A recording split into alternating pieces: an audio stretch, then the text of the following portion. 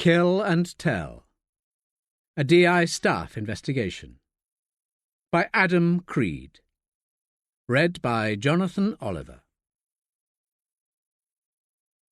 1.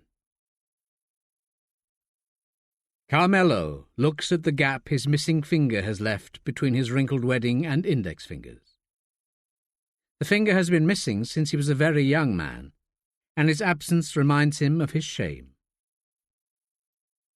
He holds the child tight, and the baby nestles its warm head in the folds of Carmelo's old neck, and he strokes the back of the child's downy skull with his 3 fingers. Carmelo has learned to live without the things he lacks, and in moments like these he thanks God for the life he has been gifted. He says sorry for his part in not being able to love his own son. He could have been around more, but those were the busiest years. London and Brighton, sometimes Sicily. In fact, when his only son Attilio was 6 months old, the same age as baby Gustav here, Carmelo left poor Attilio with his manservant Jacobo for 3 whole months. Jacobo suffered the infant screaming the night sky to shreds. The baby had killed his mother, as his first act in the world. Maybe that has something to do with it. Baby Gustav coos and shifts himself deeper into Carmelo's neck. Carmelo comes once a week, and the baby's mother, Vanya, always marvels at how Carmelo can lull the child into sleep. "You're a marvel, Carmelo," says Vanya, coming across and passing her arm through his, wishing she had a father like Carmelo. But all Carmelo can think is, "The day will be the day they come. This is the day when it is all reckoned. I have to act." He has felt this before, but never with such gravity. His breath shortens and he coughs, dry. He hands the baby to Vanya and coughs again and again into his handkerchief. Vanya lays baby Gustav down in the cot Carmelo bought, in the corner of the 3-room apartment that Carmelo pays for. And the husband, Bogdan, watches all this with a sour look on his face. He swallows the last morsel of his pride as he says nothing when Carmelo presses a roll of 20s into Vanya's hand. Nor as she kisses Carmelo and thanks him, saying shouldn't he see a doctor. Bogdan puts half the money in the jar for Poland. Later he will sleep unsoundly, and in the dead of night he will rise to work the night shift that Carmelo found for him.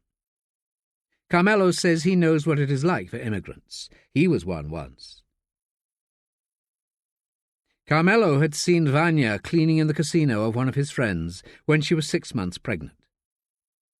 He had slipped her 100 and told her to go straight home and rest, and that he would call on her at home and fix up her husband with a decent job. A mother should be a mother, he had said. A week after he first found her, Carmelo called on Vanya. She was coiled on the sofa, her tears all run dry. She had just been to the hospital for the final scan, and her voice croaked as she told Carmelo that the doctor said the baby had a bad heart, and he really needed ultrasound to have any chance of survival, but they couldn't have it on the National Health. The doctor said the baby's heart weighed the same as a 20-pound note, as opposed to hers, which was the weight of a pound of pork.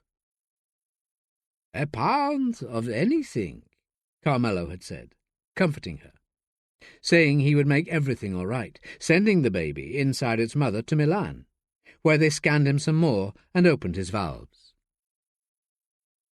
When baby Gustav was born, his heart worked just fine, and now it seems he will have a mainly healthy life.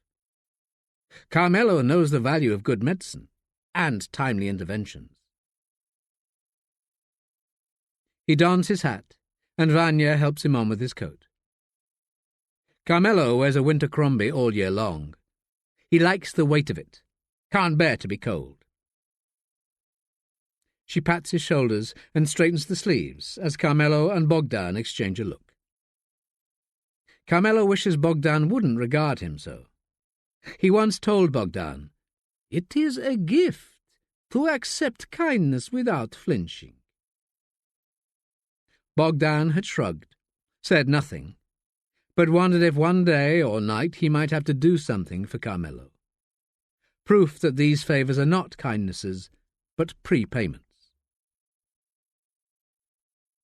Today, Bogdan rises from his chair and tells his wife he's going to get black bread and some stamps for Poland. He leaves the flat at the same time as Carmelo, and as the old man gets his keys out for the Daimler, Bogdan says, "I just want to say thank you, Mr. Trapani.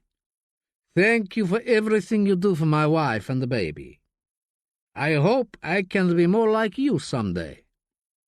"You wouldn't want that, my friend. You're better the way you are." "That's easy for you to say."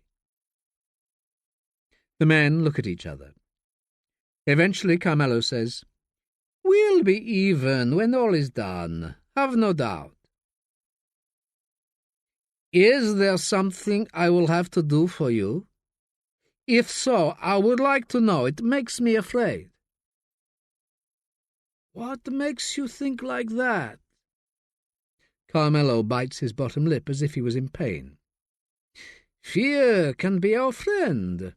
In Sicily, my grandfather was a fisherman, and he used to tell me, 'Carmelo, you must be afraid of the sea.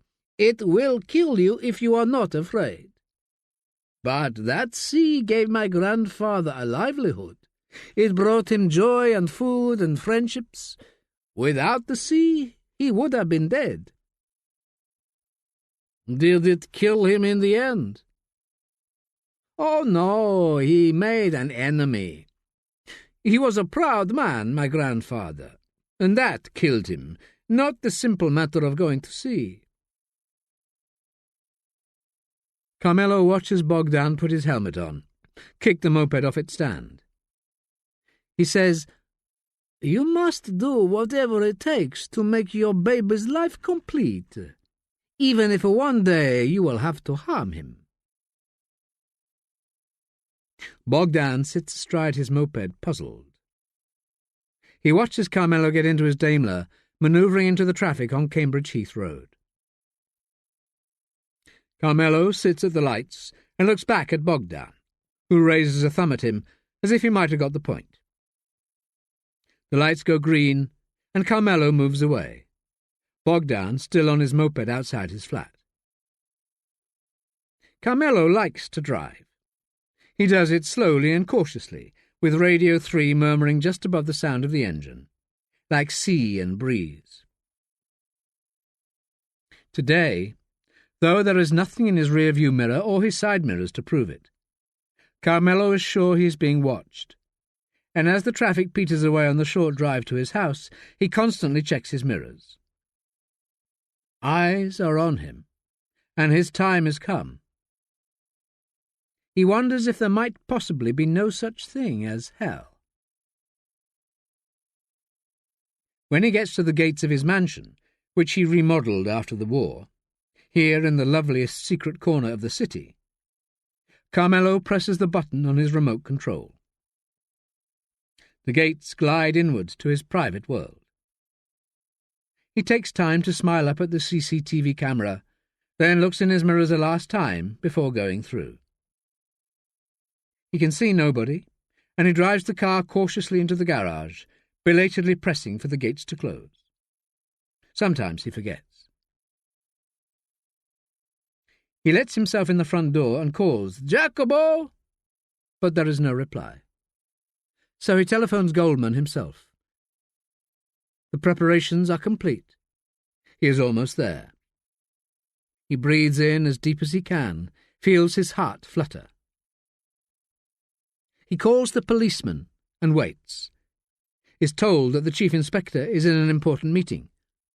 "Do you want to leave a message?" the man says.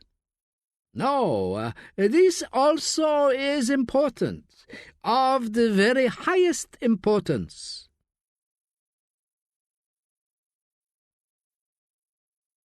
Staffe heaves the parcel onto the scales, and the anxious postmistress tells him it will be £56.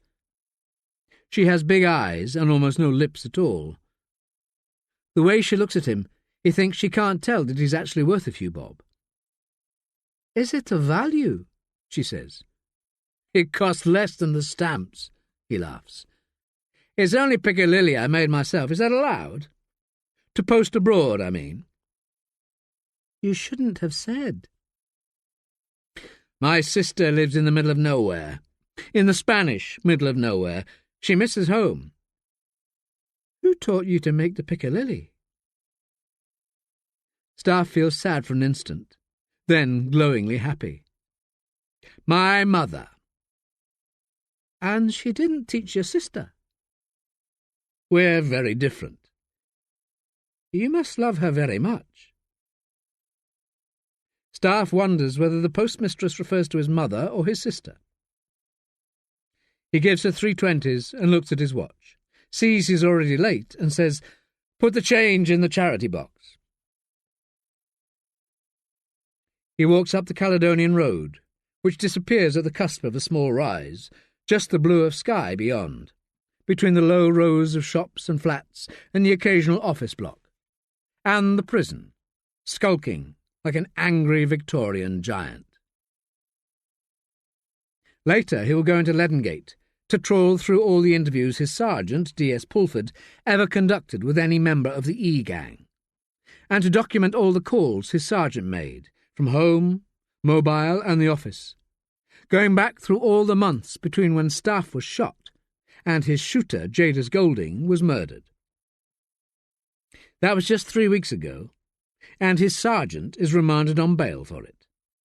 Suspect number 1. A part of him wishes he could amble on, towards the sky at the end of the street.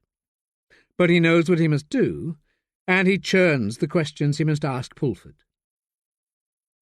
As he does it, as if he's being whispered to from across the Spanish desert, he touches his chest, where his scars are almost healed. The meat wagons queue outside the electronic gates of the jail, bringing fresh. 20 yards away, the loved ones wait for their visits. The women are young, but their faces are already hard, and their children cling on, perching on hips or tugging at the shortest imaginable skirts. Staffe goes up to the window, past the queue, and shows the officer his warrant card, telling him the purpose of his visit. "You've just walked past the queue. Now get to the back," says the P.O., smirking, swivelling on his seat and saying something to his colleague behind the grill that makes them both laugh, at Staffe's expense. D.S. Pulford is led into the visitor centre by a sneering P.O., who takes delight in confiscating the sergeant's clutch of books and folders. "Bit fucking old for school, aren't ya?" he says. Pulford puts a brave face on it, sits opposite Staffe and says, "I came straight from the library. I only get to go once a week. Today they had what I was after, but the choice isn't good." "What are you up to, David?" says Staffe. "I'm studying for an M.A. "I mean, with these damn charges. There's talk of this having to go to trial if we don't come up with some evidence soon. I've got a supervisor at UCL, one of the most eminent criminologists." "For God's sake! You need to focus." "That's precisely what I'm doing." "You didn't kill Jadis Golding," says Staffe. "Is that a question?" says Pulford. "It would be good to hear you say it." "Do I need to?" "Unless we can come up with some evidence, you'll have to say it to a jury." "You're not a jury." "Say it." "I didn't do it." Pulford says it the way a teenage boy might goad a parent. "Christ, Pulford! This isn't a game." Staffe sees that his sergeant's mouth is weak. Pulford breathes deep, shakes his head as if he's shivering. "Are they looking after you?" Some of the POs are all right, but I'm a copper. He nods at the PO who brought him in. That's Crawshaw. He's a bit of a twat. Have they got you in isolation? When I first came in, but I don't want that. It makes them think you've something to be afraid of. And have you? There's 2 members of the E-gang in here, did you know?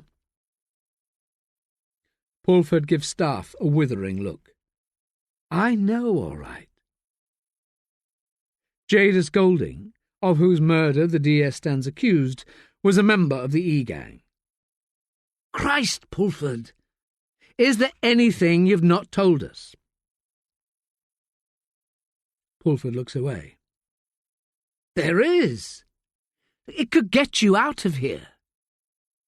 I've told you everything I can, sir, and that's the truth. How can the truth hurt you, if you're innocent?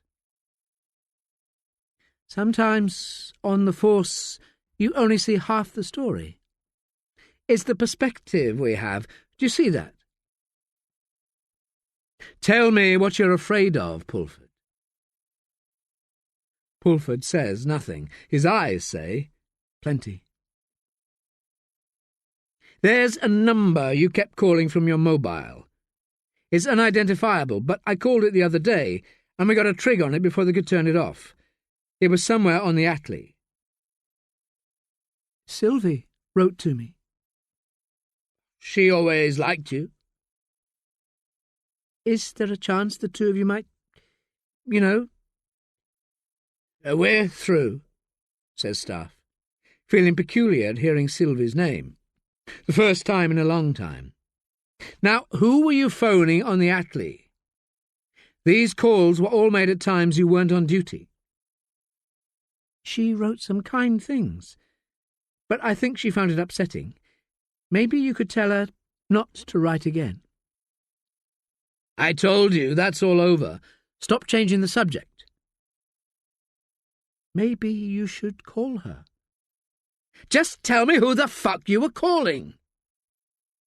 If I could, I would. At least explain why you can't tell me. There is something you can do. Tell me. Pulford hands him a piece of paper. Can you download me this article? They don't let us access the internet. My God! How long are you planning on being in here?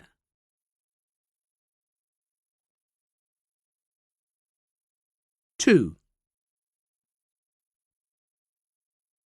The knock at the door makes Carmelo's withering heart judder. He has expected it, but now it has come, he fears he might not be able to prevail. Just one final effort and he'll be saved. One more day.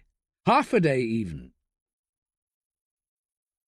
From the shape of the man's head and shoulders in the frosted pane to the large front door, he thinks it might not be quite who he was expecting, and he silently berates himself for not being prepared. As he opens the door, he sees that he is right, but he opens the door nonetheless. It is too late, and the future is too uncertain, the end far too nigh, to do anything else. The time is come, and Carmelo is utterly fearful of all the things he has to do. He turns away from his visitor, and out of habit calls for Jacobo to make drinks. "Jacobo!" he calls with a trembling voice that cracks. But perhaps Jacobo isn't here. Carmelo had a nap after he telephoned Goldman, and isn't sure how long ago that was. He clears his throat and shouts again, this time at the top of his voice. "Jacobo! Come!" Carmelo waits, listens, hears nothing, and shuffles slowly across the marble floor in his carpet slippers, taking pause to look up at the ceiling. He commissioned it 60 years ago, and now, in this instant, it brings him rare pleasure. It is good to bring beauty into the world. He listens for Jacobo coming, but the old house clicks with a frail silence. Jacobo is not coming, and he feels the breath of his visitor on his neck. Carmelo steps to one side and shows him into the drawing-room. Carmelo wishes he had cleaned his gun. He hasn't used it in God knows how long. It is an ugly gun, a Beretta 34, and it pulls heavy. He wonders if his finger will be up to it. He can see in his visitor's eyes that he is intent, but Carmelo can't allow himself to be taken yet. He has unfinished business of the very highest order. If only that damned policeman could have seen him today. Now everything is in place. Just one more day is all Carmelo requires to prepare for eternity. He offers his visitor a seat on the sofa by the French window that gives onto the formal Italianate garden at the rear, and pulls the cord by the fireplace. "Perhaps you gave him the afternoon off," he says, smiling eagerly. "Too generous for your own good," he laughs. "Or maybe you forgot yourself. You know where the drinks are kept." The visitor looks at the cocktail cabinet. "The one they stripped from Mussolini's palace in Firenze. How did you lay your hands on it again? I'm sure you told me once, but I forgot." "I never told you that. Did I?" Carmelo is angry, but he musters a smile. "Help yourself to some grappa while I'm gone. I'll just be a minute or so." "It's not my cup of tea." "It's all I have. It's how I lived so long." "Then maybe I should try a little." Carmelo turns and excuses himself, muttering, "Where the hell is Jacobo?" wondering if it is his afternoon off. Is it Wednesday? Maybe he took advantage, after all these years serving his master. He takes the lift to his bedroom, a ridiculously large Baroque room which he made by knocking down a wall before the place was listed. It's out of keeping with the house, which is Gothic, but the grand proportions lift his heart. It reminds him of his uncle's house in Palermo. Carmelo moves a little faster, now he is on his own. It will pay to be one step ahead. The dressing table is all the way across in the bay window, looking over the garden. The nearest neighbour is way beyond large trees that have always been here. He remembers ruminating, when he came into his first large pool of money, whether to venture to Hampstead. But he found this place, the real thing, and right in the heart of his world. The branches of the old oaks and the whole of the newer cypresses sway gently. He opens the drawer, picks up the pistol from alongside his tortoiseshell brushes. It is heavy in his hands, and he places it on the dressing-table's polished walnut. Looking at it, he calls the chief inspector again, but this time he gets the answer phone and a series of options. "Damn you!" he says. If only he could have moved the money earlier, faster. He looks at the gun again, prays it won't come to this, but if it does, his aim will be true enough to buy another day. After all these years, it comes to just one day. Carmelo picks up the gun with his left hand, because the middle finger of his right is absent. He thinks how much more St. Peter might hold him to account had life gone another way. He pushes out the release catch and pulls the magazine, discharging the bullets from their clip. He replaces the empty magazine and pulls on the trigger. The hammer clunks heavy in the lonely house. As he returns the bullets, he thanks God for the Italian marble that constitutes his floors. There will be blood, but Jacobo can mop up. Together they will wipe clean this smear of new history. His blood courses a little faster, and to stiffen his ardour, he reaffirms that these days on earth are just a part of our scheme, a mere section for the body, before the soul.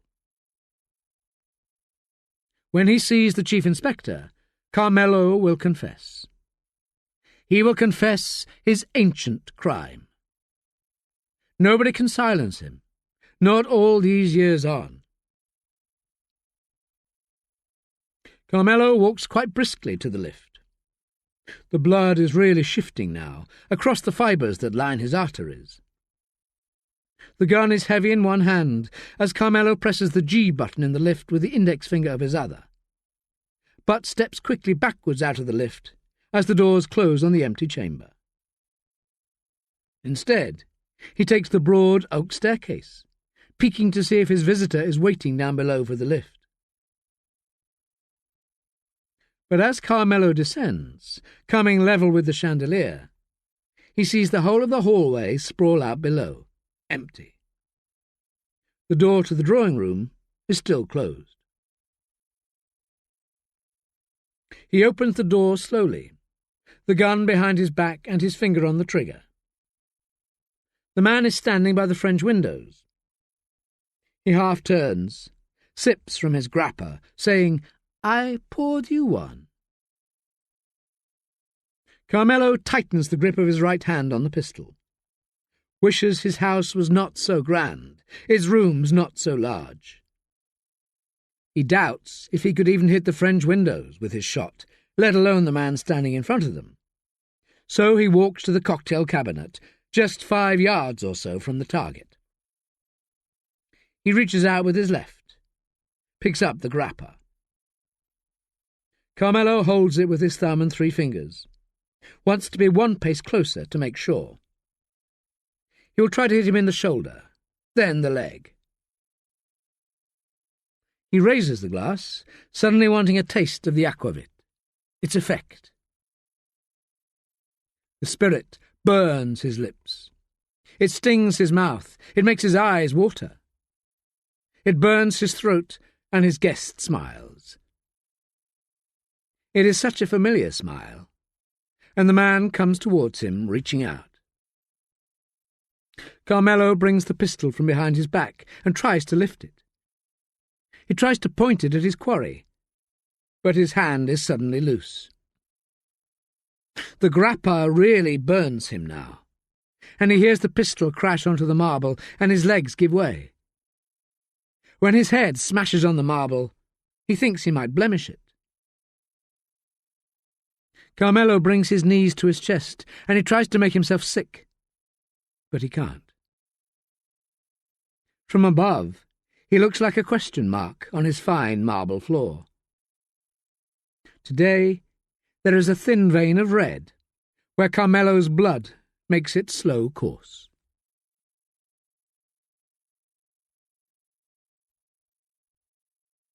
Staffe sits alone, just the creaking joints of Leadengate's ghosts and the low whir of a computer somewhere. It seems years since he watched the sunset beyond Holborn Viaduct, the last tendrils of tail-lights reddening the city globe. The coral dusks of Andalusia seem far away as he turns away from the window and returns to his whiteboard, makes a few adjustments. Presses print. In the 14 days before Jadis Golding was shot dead, by the very gun that discharged 2 bullets into Staffe's own torso, D.S. David Pulford was sighted 8 times on the Limekiln estate, stalking Jadis's lover Jasmine Cash, the mother of Golding's daughter Millie. On each occasion, Pulford was off duty. On 6 occasions, within an hour of these sightings, sworn by affidavit, Pulford had called the mobile number they traced to the Attlee estate, just a few hundred yards from the Limekiln. According to the council list on his desk, and cross-referencing the latest aggregation of charge sheets for the E-gang, there are indeed just 2 known gang members living on the Attlee estate. Outside his office, the coffee machine begins to chunter. He takes the yellow highlighter pen and passes it along the names of the lime kiln's E-Gang residents, Brandon Latimer and Sean Hadaway. He taps into his computer, entering the search data, and as he waits for the records of Messrs. Latimer and Hadaway to print out, the coffee machine expectorates a second time.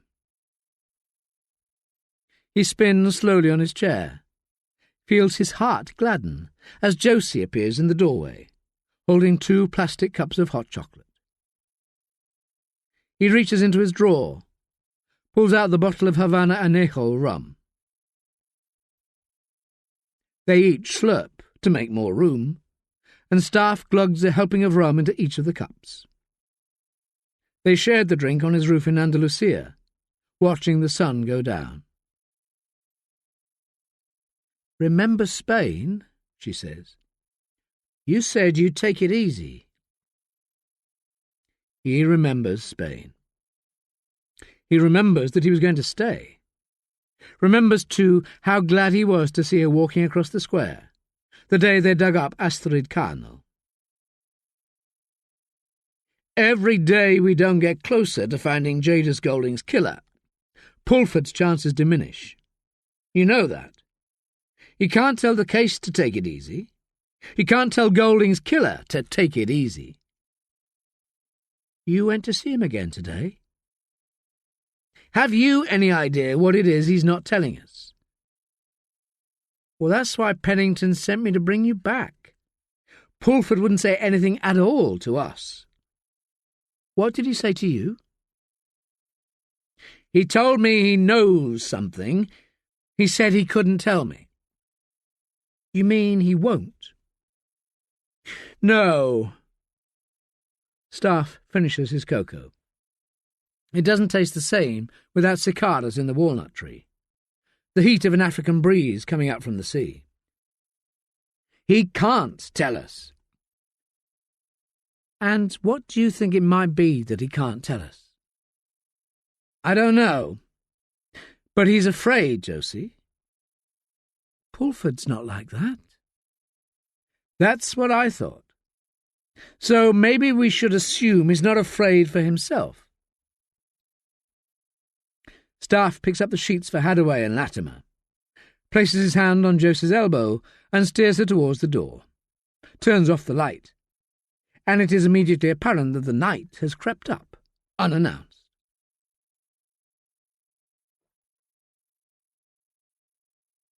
Three. He blinks, bleary-eyed and bare-chested. "How long have you been here?" Staffe rubs his face hard. "Did I hear the phone?" "It was me," she says. Josie can't take her eyes off Staffe's 2 scars, one between the left pectoral and the crease of his armpit, the other below the heart in the soft flesh above the waistband of his boxer shorts. The scars are bright pink, the rest of him still darkly tanned. "Why are you here?" He squints at the clock. It says it is 9:20. "I was phoning you for ages. Too much cocoa, maybe, or too much Havana Club. Since when did you sleep 12 hours a night?" Josie's eyes are plump from lack of sleep. "I told Pennington to let you be, but he insisted I come round. I have a key, remember? I watered your plants while you were in Spain." "What does Pennington want?" "I told him you were supposed to be taking it easy, sir." She bites her lip, and for a long moment they exchange a look. "Never mind." He pulls on a blue checked shirt, frayed at the collar. "So what the hell is it?" "Someone called Carmelo. He said it'd ring a bell with you." "Carmelo?" Staffe's eyes open wide, and he steps into his trousers, a scrunched-up pair of dockers. "Carmelo Trapani?" "That's the one." Staffe rubs his face again, this time the way you would tea-cut a car. He must be getting on by now. What's happened? Well, we're not sure. A neighbour called to say his gates were open, and a couple of uniforms went round, found the garage open, and blood on his floor. But no sign of anyone. Apparently he's worth millions. How do you know him? I don't. Not really, but Jessup had a bit of an obsession. Goes back to Calvi. God's banker, says Josie. Hanged from Blackfriars Bridge? Yes, but Carmelo was clean as a whistle. You ask me, he's a good man. A kind man. Staffe drifts away. Since he came back from Spain, he finds it difficult to maintain his concentration. He remembers that Carmelo Trapani was once kind to his friend Rosa. Carmelo had taken one of his associates to one side when he had wanted to stake a claim on her. Rosa, on the game and vulnerable to such affairs of the heart. Pennington is worried, sir. He says this could flare up in our faces. We should be focusing on Pulford, not missing persons. We've got to find who killed Jadis Golding. We have no choice, says Josie.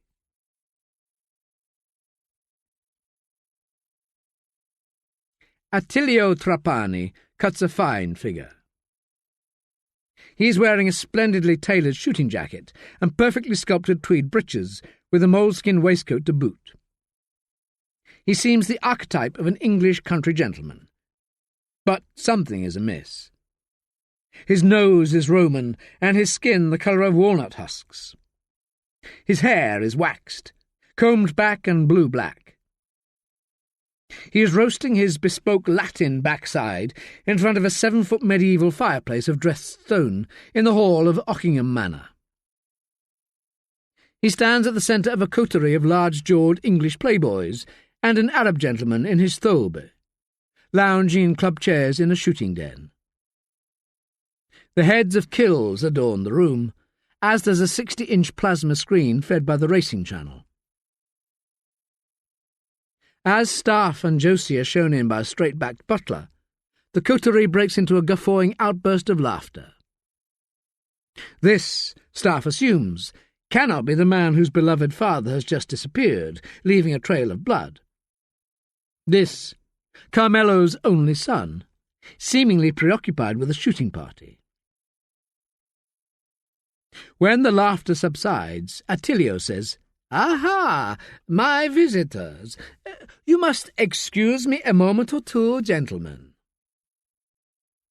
To which the gathering solemnly nods, heads bowed, as if they might suspect something.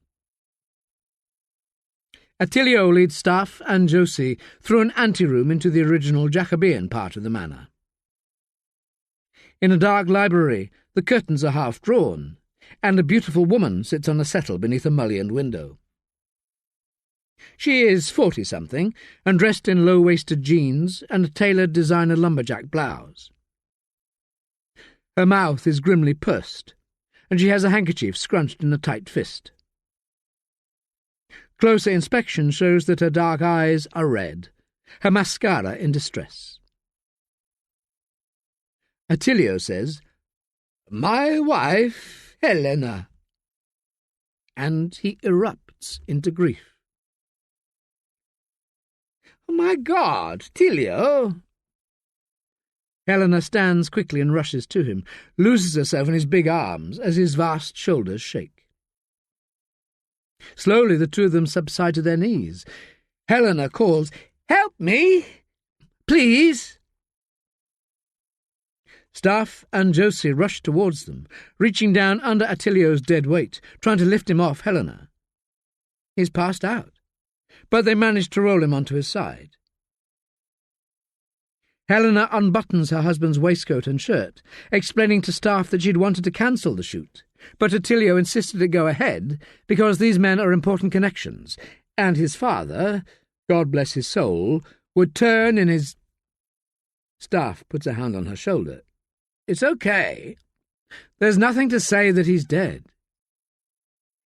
"He'd have turned in his grave. That's what Attilio said. He had tears in his eyes when he said it. These bloody Trapanis. They're impossible. Where were you when you heard?" "I was having breakfast when the beaver gardener rang and told us Carmela was gone. Poor Attilio. He was out on the shoot." Helena looks Staffe hard in the eye. Her features are pale and brittle. In her eyes she is hard and cold. She says, "Carmelo was the gentlest soul, the loveliest man." Staffe's BlackBerry beeps. "I'm sure he still is. And perhaps he wouldn't have wanted you to disappoint your connections." He glances at the message, and Attilio begins to stir, sitting up, leaning forward and taking great mouthfuls of air. But maybe not everyone thought Carmelo a lovely man. Helena watches her husband, a look of disappointment in her eyes, as if regarding a less favoured son. "We know your father had property interests," says Staffe. "But do you mind me asking, were you involved in the family business, Mr. Trapani?" Attilio says, "No. We breed and train." "He's brilliant," says Helena, a brightness returning to her eyes. Her chin rises a couple of notches as she says it. "The training is quite new, but it's all we've ever wanted. It's how we met, through our horses." "But you must help run your father's portfolio," says Staffe. "I understand you're his only son, his only child." "Never touched it." "You will," says Staffe, "if your father really is gone." "We will have to do this later. I must get back to my guests. They will be leaving soon." Standing, Helena says, "You can wait, if you must. And in response to your insinuations, we were shooting all day and had a dinner until the early hours. There are 8 in the shooting party, and we have 5 staff. You can talk to the staff, of course. That will be alibi enough." "Alibi?" murmurs Attilio, quite incredulous. "You can't talk to the guests. Not here. Not now." He walks unsteadily to a large, intricately carved Jacobean chest and sits heavily on its lid, begins to whimper, his shoulders shaking. Helena stands over him, says, "What on earth is the matter with you, man?"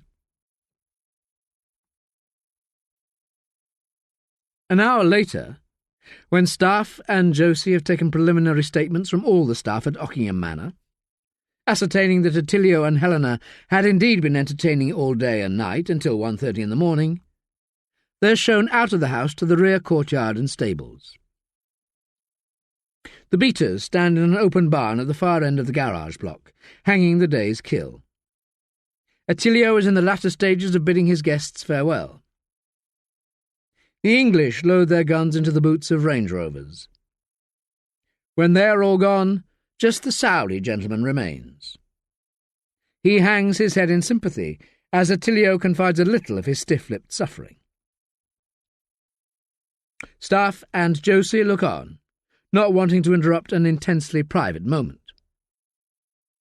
Helena comes round from the front, joins Attilio and the Saudi, who has dark, glinting eyes and a sculpted jaw. As they wait, Staffe considers how London seems a whole world away from here. But in light traffic and with your foot down, you can make it from here to Beaver Place in just over an hour. The Saudi gentleman raises a hand, and a modest Land Rover trucks across the gravel, pulls alongside the 3 of them. He shakes Attilio's hand, kisses Helena. Striking, sultry Helena. Staffe says to Josie, "She's not exactly what you expect of a dowager." "A dowager?" "A wife who survives her husband, if he is a duke." "Ah, I've checked up on our Helena, and she'd only been married to the last husband for 5 years. He was a mere lord, actually. Died in a riding accident. When was that? It was since the hunting ban. There's a bit of a cover-up over the circumstances, they reckon. An illegal hunt, you know. Josie refers to her notes. 3 years ago. Well, Attilio didn't hang about. I wonder if he and the lovely Helena knew each other already. I suppose that's just found its way into my inbox. But you know how well-connected Lady Helena is. She's well above the common business of kidnapping and murder. No, she's not, says Staffe. She's a distant cousin of the heir to the throne. Perfectly equipped. They both stifle their laughter, caught watching by the Saudi as he drives off. It seems there is something different in his eyes now, guilt, perhaps, and he looks quickly away. Josie says, but she was cast out years ago, not quite cut out for royal life. As soon as the Land Rover disappears, Attilio's face turns to thunder, and Helena jabs a finger into his chest, begins to berate him. After a minute or so, she storms off around the front of the house, and Attilio is left looking at the gravel beneath his feet. He looks afraid and out of place, but mostly afraid.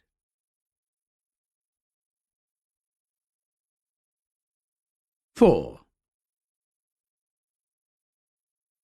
Staffe can remember when Belvoir Place was a down-at-heel East End square.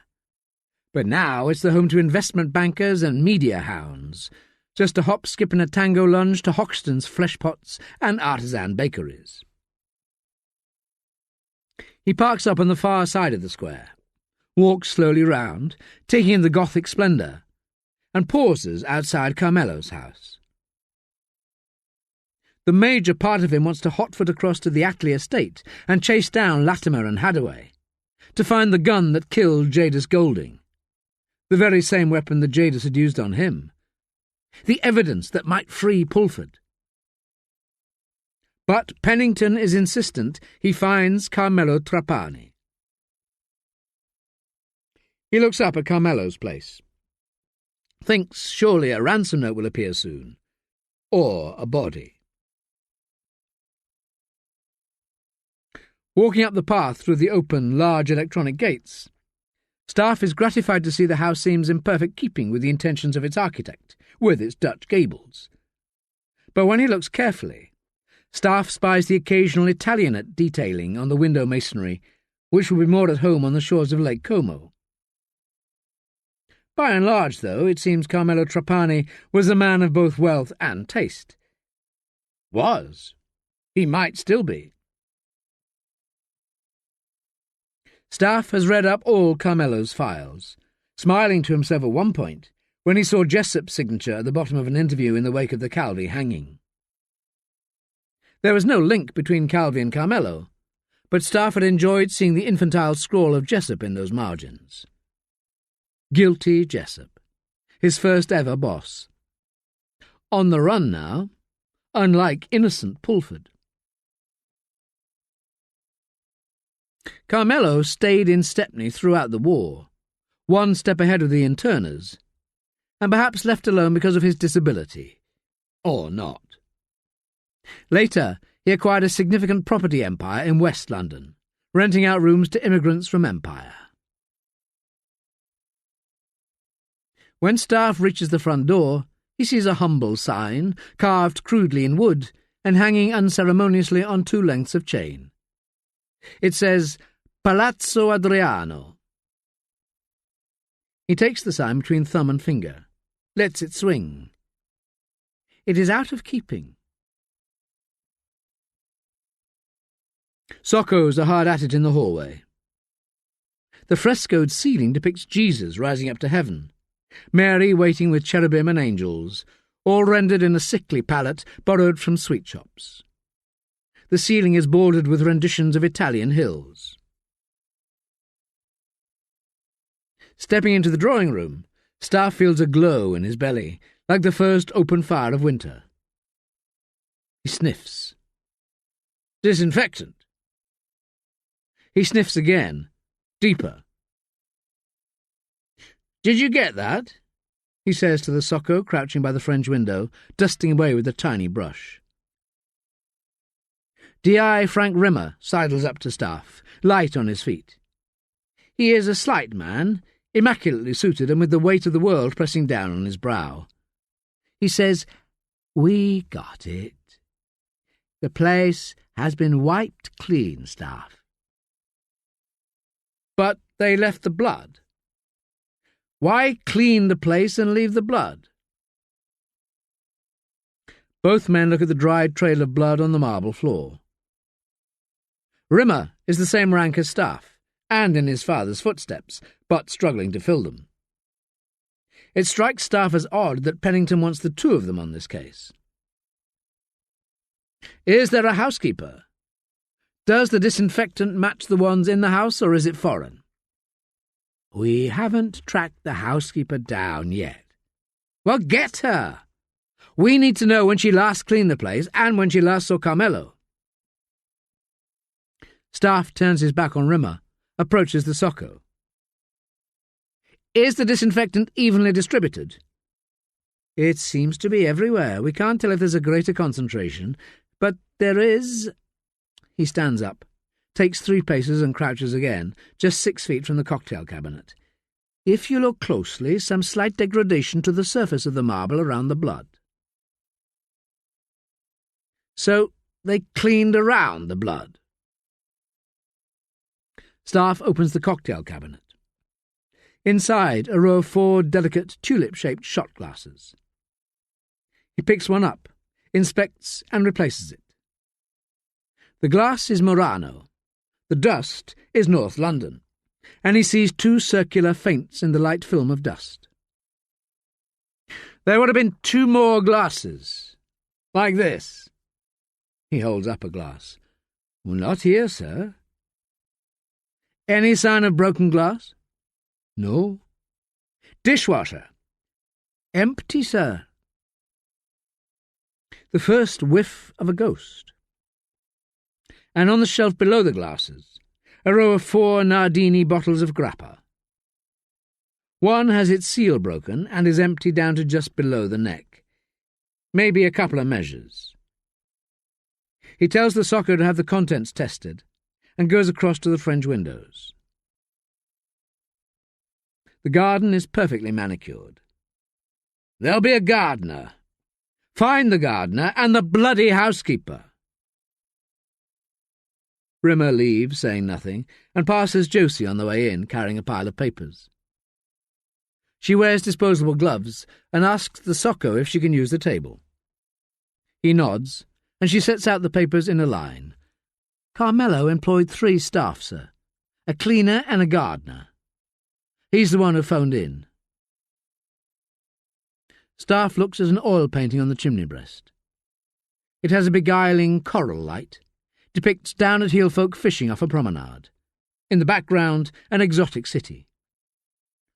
"Go on." "And someone called Jacopo Sartori, who gets paid the most, $4,000 a month." "Well, that's too much for a housekeeper. Too much for any domestic servant, surely. Get hold of him." "He's not at home. His wife, Apollina, says he often stayed here, especially weekends. She's worried, sir. In pieces, actually." "Then you can chalk up Jacopo Sartori and put him down as a suspect." "Alongside the son," says Rimmer. "I've spoken to the neighbours. Apparently, Carmelo and the son don't get on." "It wasn't the son," says Staffe, catching himself unawares and not sure why he feels so strongly.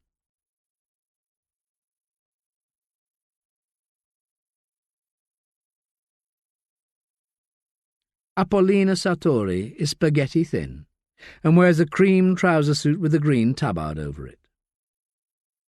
She has a fine head of grey hair scraped into a bun and moves warily. Her voice is tender and breaks at the end of each short sentence. Staffe sits opposite Apollina on an expensive and newly upholstered Georgian settee. He places his hands on his knees, in deference to her years and her anxiety. "You have heard about Signor Trapani?" Apollina puts her hands together in prayer. She closes her eyes and nods her head slowly. "Attilio told me what happened. They are beasts." "Who are beasts?" "Whoever did it." The way Apollina said they are beasts implies particular beasts. "Who do you think did it?" "I barely saw Carmelo. It was Jacobo who spent the time."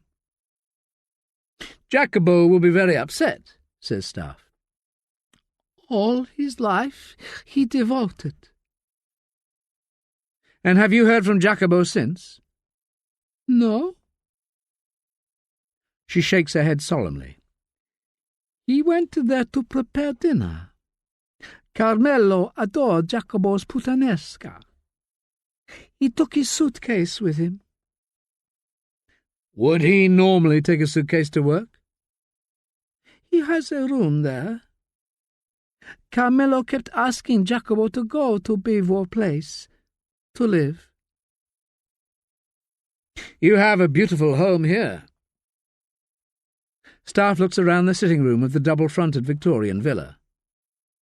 They're in Cranley Gardens, briefly famous for Dennis Nielsen having killed 3 of his many just up the road at number 23. Staffe resists the urge to ask Apollina if she was one of the neighbours who reported the smell to the police, or found body parts in her plumbing. "It is our home, our life, not Carmelo's." Her eyes glisten, and they each look at the photographs on top of her cocktail cabinet, which has cabriole legs, just like the one in Carmelo's drawing room.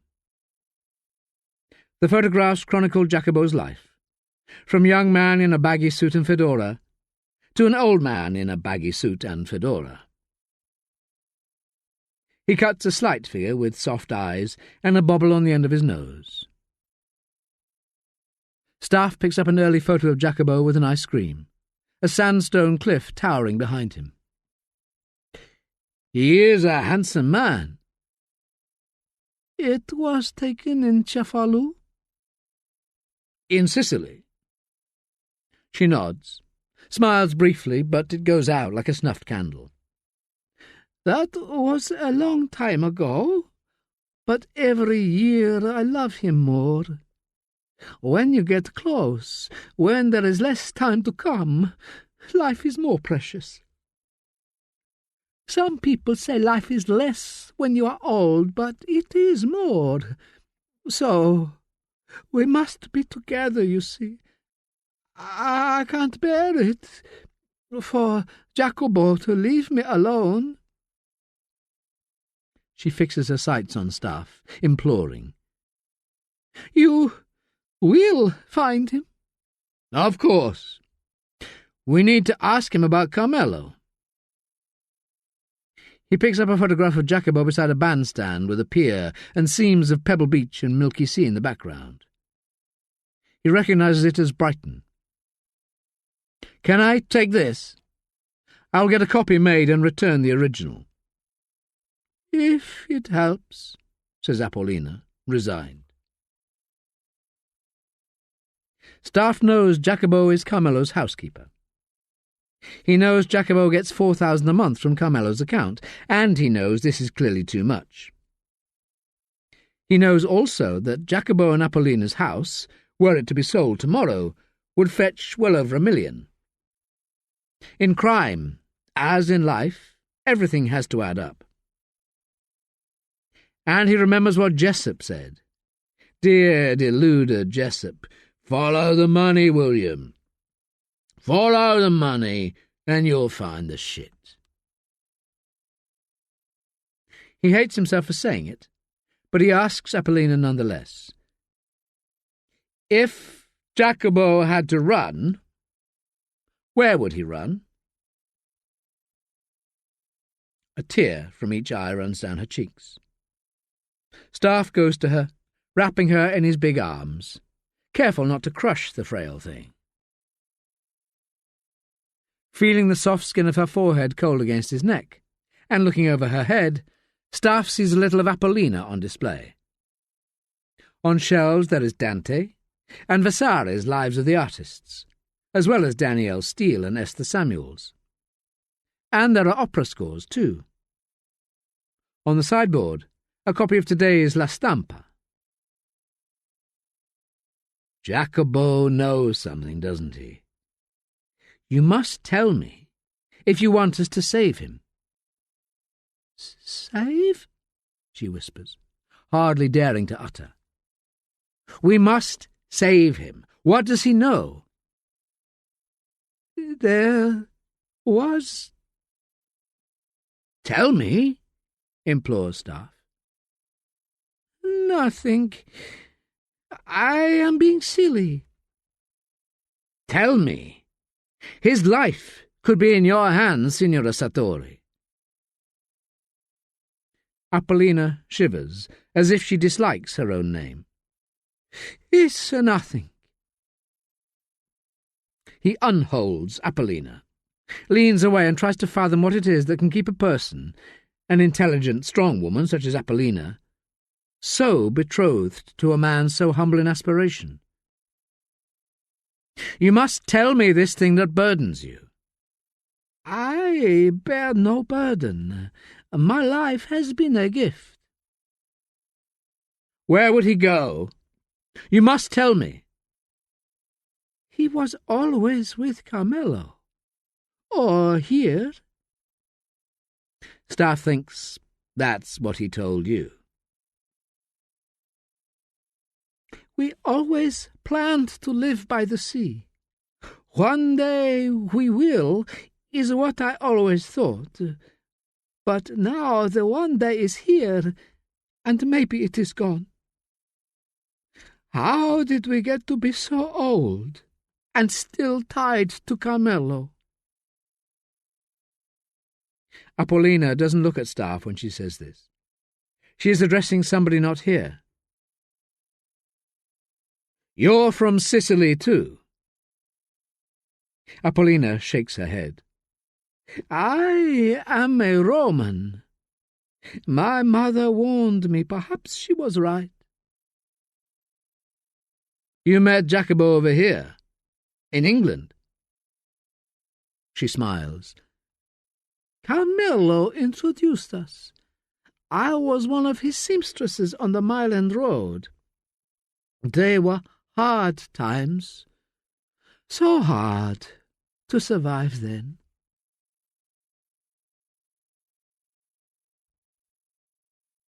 Pulford's eyes are dark, and he seems a little bloated in the face. There is something less alive about him. Staffe hands him the book he had requested, and the photocopied article by a chap called Hutchison. He had skimmed through, and it looked interesting.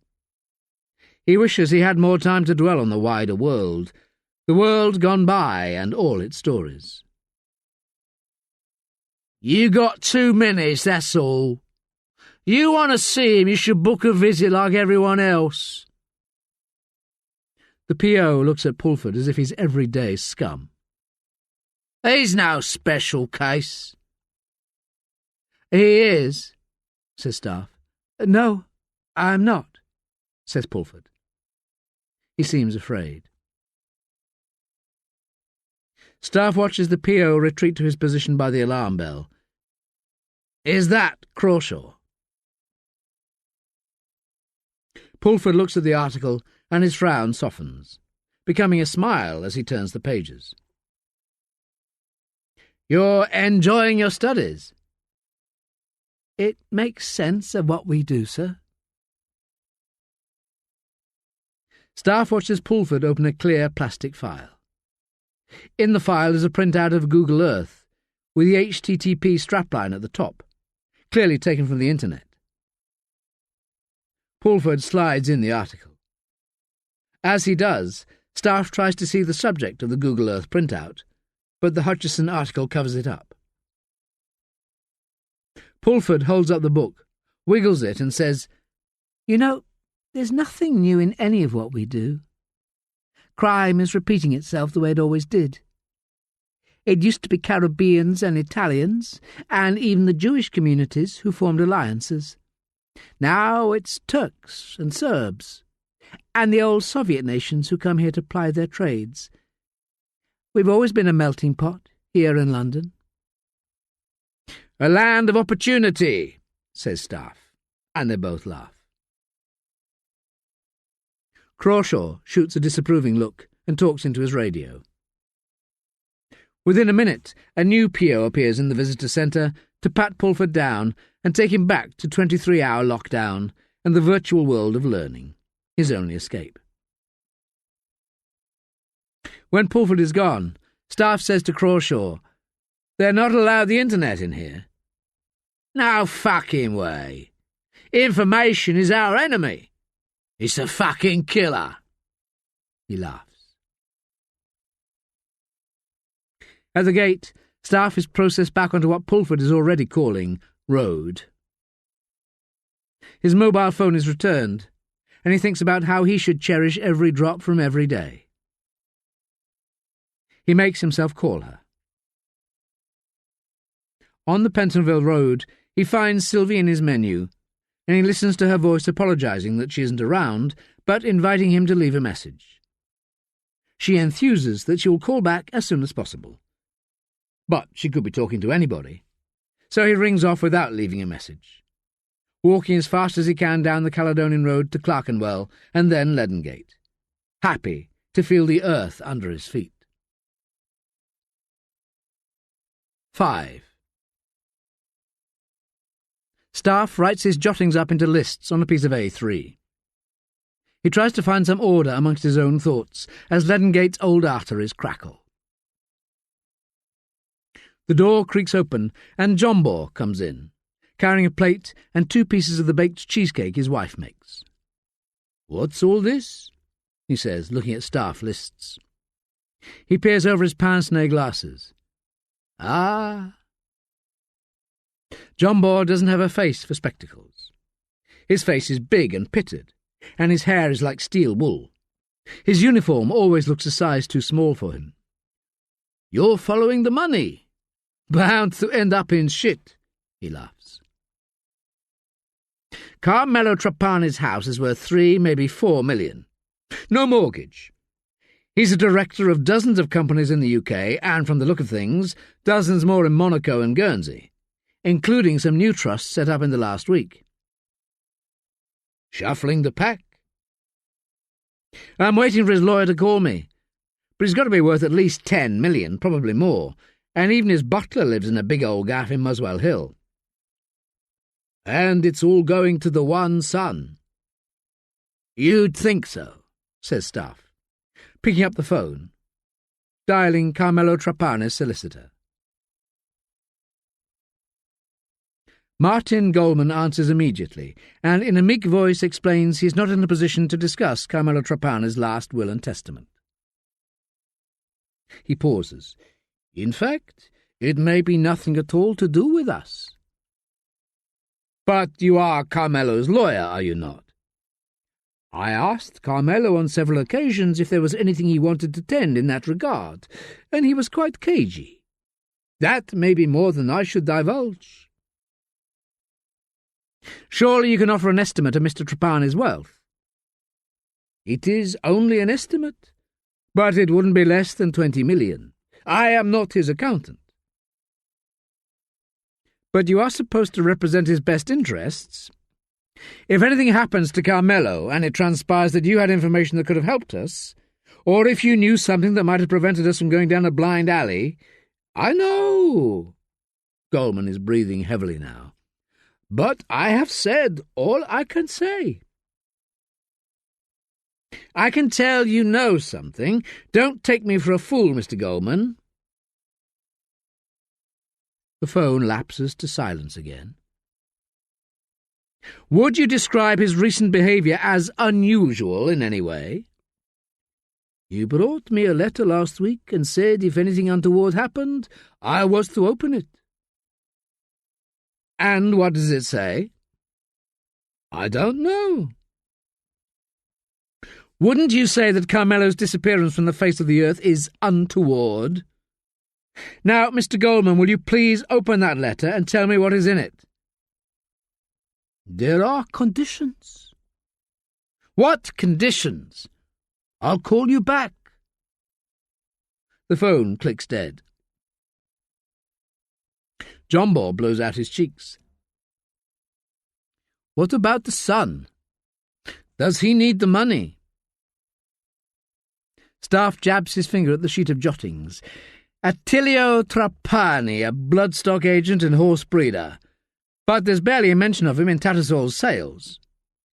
He could be acting as agent.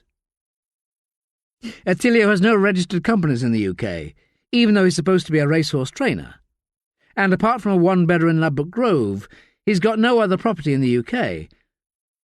There doesn't seem to be any regular payment from Carmelo to Attilio. But he's got a fancy wife, by all accounts. Helena Ballantyne owns Ockingham Manor. It's worth a few million, but she's got a mortgage of £2 million against it, and that must be racking up at £6,000 a month. Plus, she's got a £1 million flat in Ebury Street, with a £500,000 mortgage taken out only 3 years ago. I know she's posh, but is she minted? Her social activity is pretty extravagant. China Whites, Gustard, Taormina. Staffe puts a ring around Taormina and draws a line across to his Attilio list. Taormina, says Josie, coming in and smiling to herself. Staffe thinks she must have seen a new bloke, Connor. She holds out a cardboard cup of designer coffee between Staffe and John Ball and says, "You'll have to fight over it." Staffe says, "Taormina? It's a fancy resort in Sicily. Brad and Madonna like it, so they say." "I know what it is. In fact, it's where Attilio and Helena Ballantyne first met." Dominic Ballantyne was still in the saddle at the time.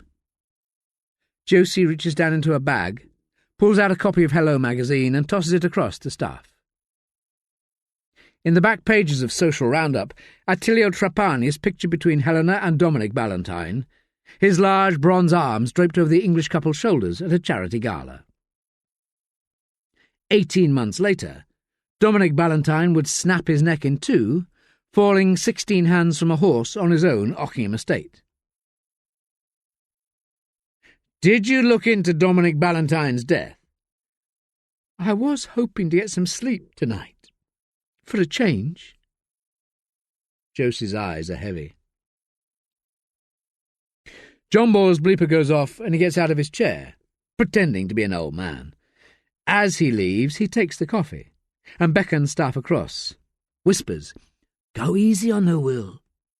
So she's got a boyfriend. You should be pleased for her." He winks, slaps Staffe on the shoulder and raises his cup as if he were toasting. "Very tasty." Staffe says to Josie, "Just do it as quick as you can."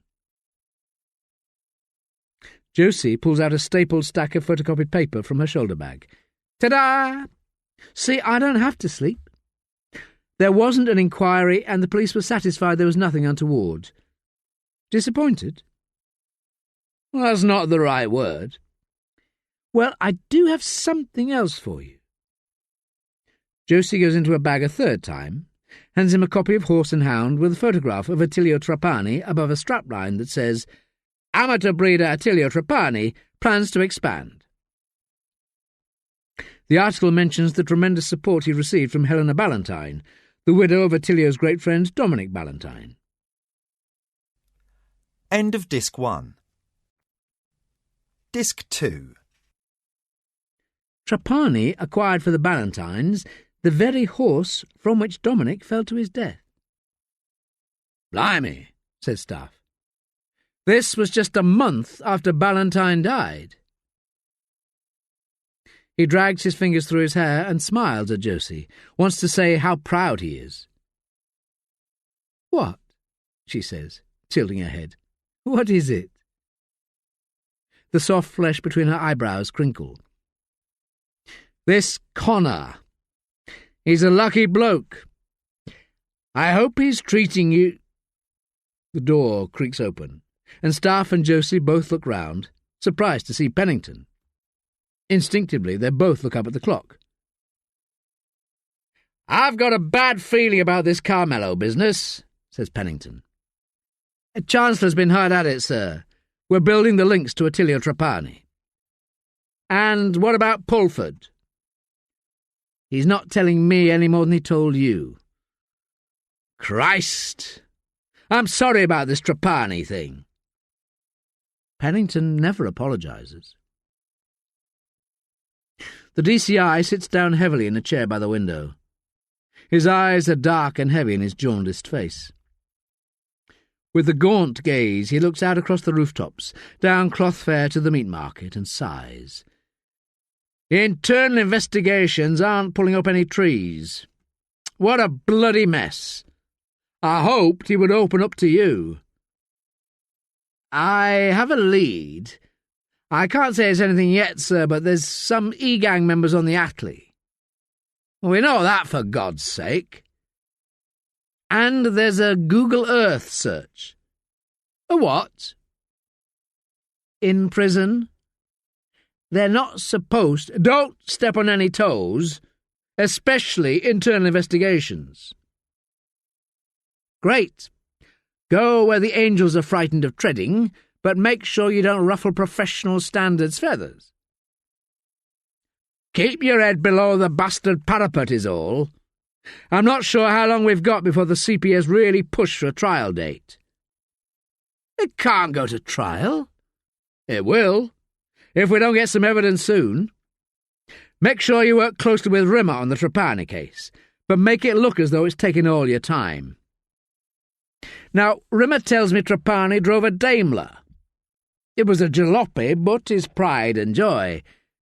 And it's gone." "We'll track it on the cameras, sir," says Josie. Pennington nods to her, suggesting that she does it straight away, and elsewhere.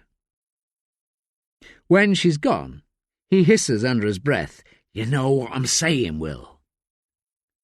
"Cut myself in two and hide one half." "And take it easy with the E-gang. I don't want us accused." "Accused?" "You know what the press are like. Pulford is charged with shooting a black man. It could kick off at any time." Pennington taps the news. "Keep the wolves from our door, Staffe. Be sure you do, but bloody well find out what Pulford's afraid of. Now, do you have any of that rum you keep stashed away?" Staffe pours them each a cup, and Pennington necks his in one. Hold out his cup for more. Staffe says, "There's something else, isn't there, sir?" Pennington nods. "Keep it to yourself." "Absolutely." Pennington sighs. "He wanted me to meet him. He called me." "Who?" "Trapani. The day before he disappeared. I was up to here." Pennington puts a hand above his head. "And you didn't tell anyone?" "I have now, but it looks bad. Christ, we've got to get to the bottom of this, Will. You wouldn't believe what shit's going off at the moment." Pennington looks at him hard. "Watch yourself, Will, is all I can say." Staffe watches him leave and tries to work out how the hell Pulford had got hold of a Google Earth printout in prison. Soon his thoughts turn to Jessup, another colleague who ended up on the wrong side of the law. And now Pennington's behaving oddly. The phone rings, and it is Finbar Hare saying he has asked around about Carmelo Trapani and does Staffe want to meet up.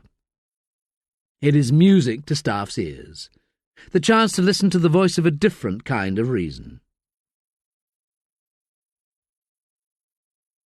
The George and Vulture was Jessup's favourite place, with its dark panelling and linen and silver, its calves' liver and chops and decrepit waiters.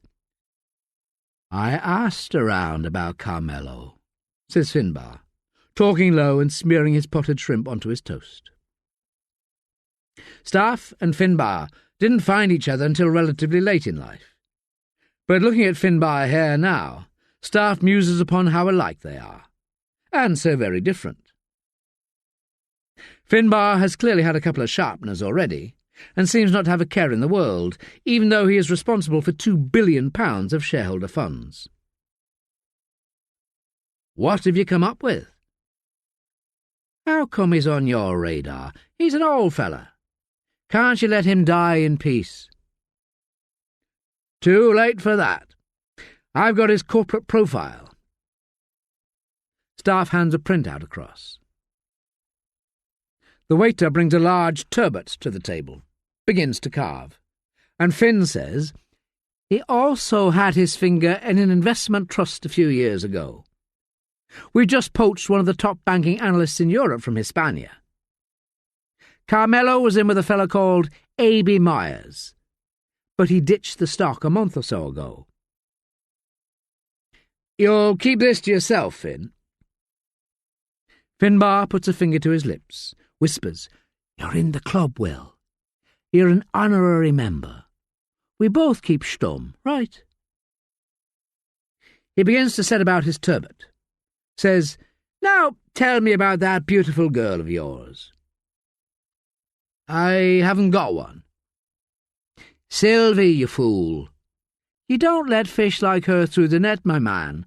I told you before. You should... Leave it, Finn. Please. Staffe picks at his fish, listens to the low rumble of secret deals, the chink of silver on china. His thoughts drift. Well. He looks up, sees Finbar looking at him quizzically. Are you all right? I'm fine. You don't look it. I've been getting tired just lately. Christ, man, you need to loosen up. Here. He reaches across with the bottle, and Staffe shakes his head. Wonders what life would have been like spent in a suit and on expenses, had he not chosen the force. Finn smiles, raises his glass as if he hasn't a care in the world. But Staffe knows that isn't the case. 6. Josie pauses the CCTV footage again, scrutinises the man on the screen, and she saves him as a still image, dragging him to a folder marked Carmelo's House, Day of Disappearance. The image is foreshortened and taken from above, but Josie can see that he wears an overcoat with a collar turned up and a hat. His face is obscured, and he moves slowly. He doesn't look around, simply goes straight to the entry pad at the side of the main gates and taps in a code, gains access immediately through the iron gate in the high wall. The time was 4:17. Carmelo's Daimler had left through the gates twice on the day of his abduction and arrived once, but that was the only other traffic. Josie clicks another saved file and watches the Daimler leave for its second time at 6:32. Staffe comes across to her desk, says, Is this the CCTV footage from Beaver Place? There's just one man going in all day. And the car? It's Carmelo's. He left at 6:30 in the evening, but he wasn't driving. How'd you know? The man who went in didn't come out again. Unless he's still in the house. Josie clicks the icon for the still of the man. There's not much to go on, says Staffe, looking at the grainy enlargement of the elevated and rear view of the man in the hat. Is that the best we've got? Afraid so, sir. Except that he must have known Carmelo. He had the code for the gate. Josie's phone beeps, and she looks at the screen, walks to the window. I can't really talk now. Work. She looks out of the window and wraps her free arm across her body, clasps her own shoulder. She laughs softly into the phone. A private joke. Maybe later. She looks over the shoulder towards Staffe, who is watching her. He looks away, and she says, "I'll call you, okay?" "Right." She laughs again, says, "Don't," in a joking way, and clicks off. Returning to her desk, she says, "Sorry about that." He makes a tight smile. "If you can spare a minute, Attilio Trapani's coming across to give his statement." "You don't want me there, do you? I was going to call on Carmelo's accountant." "Well, I'll do that when we're done." "So what's in store for me?" "That depends." Staffe goes to the window. Outside it is suddenly darker than dusk, and a jag of lightning darts across the narrow strip of sky. "When Attilio leaves here, follow him. Everywhere he goes." "For how long?" "As long as it takes." Staffe points down below to Clothfair, where a motorcycle appears, gliding quietly along the street. It is unmarked, and the rider has a spare helmet strapped to the rear seat. "Use him if you need to. He's one of ours." The rider lifts his visor, looks up and salutes. "I'm wearing a skirt. But Staffe is gone. Attilio's face is red, and he chews his lip. Staffe notices that just to the right of his Adam's apple he has a small cut. He can't remember if Attilio had it when they interviewed him down at Ockingham Manor. "What's that?" Attilio's gaze is unfocused, his mind elsewhere. "The mark on your neck. Where did it come from?" Attilio puts a finger to his throat, feels where the skin is broken. "Must have been shaving." Staffe leans forward, peering. "Funny-shaped razor you use." "Like the tip of a knife," he thinks. "Tell me about your father." "My father and I were never close, and, of course, I never knew my mother. He was all I had, and, you know—" He looks up at Staffe again. "That was never enough, not for either of us." He looks at his statement, begins to read it, and glazes over. "He never held me." "Did I say that already?" He signs the statement. Says, "My wife and the servants will verify it." "And your guests, of course." "I'd rather you didn't trouble them. It's not done." "Done?" Staffe wonders who the hell Lady Ballantyne's latest husband thinks he is. "What about Fard Jamud?" "How do you know him?" "It's my business to know everything about Carmelo." "Jamud doesn't know my father." "How can I be sure?"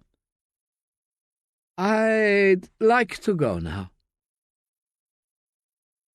"When this is all dusted and done, you will thank us for finding the man who stole into your father's house and slipped that Mickey into his grappa and watched him pass out and crack his head on the floor and then drove him away in his own car. It was someone he knows, of course, and they even disposed of those 2 Murano tulip glasses. I bet your father loved those glasses. I bet he savoured every sip of grappa he took from them. They're 40, maybe 50 years old. And now there's only 4. Shut up! They were a present. For my mother." "What happened to her?" "I killed her."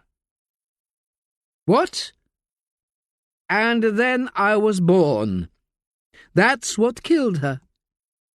Attilio stands up. "So how could he love me?" "We have to find him, Attilio.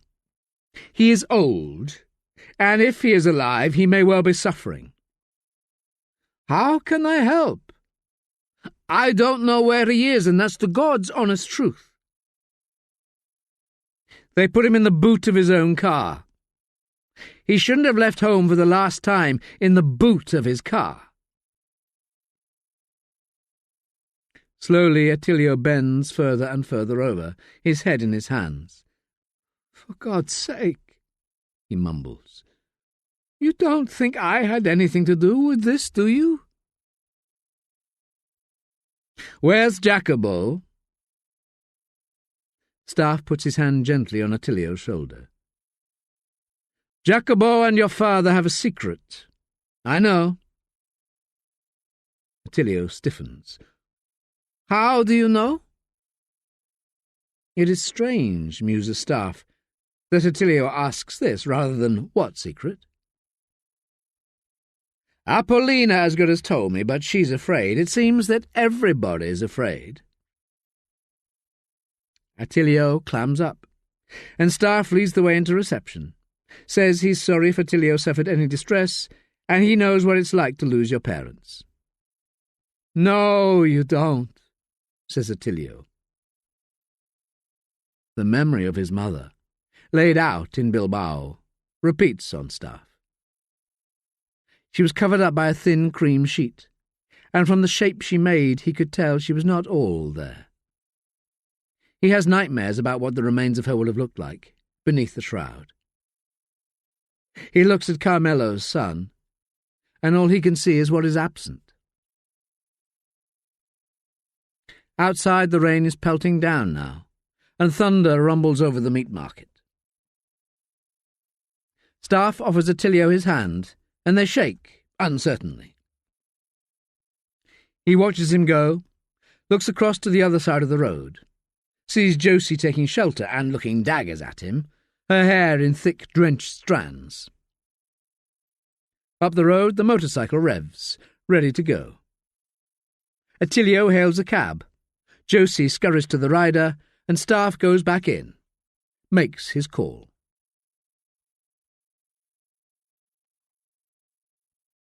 "7. The sign, Goldman and Son, Accountants, is a narrow brass plaque on a blue door next door to a Lebanese restaurant called Shawiba on Hackney High Street. Sharing a little Middle Eastern rapprochement, a fellow in a yarmulke sits with a young man in a burnous, exchanging sucks on a hookah pipe beneath Shawiba's canopy. A voice rattles in the speaker grill, and Staffe says, "Mr. Goldman, I'm from City Police, D.I. Wagstaff."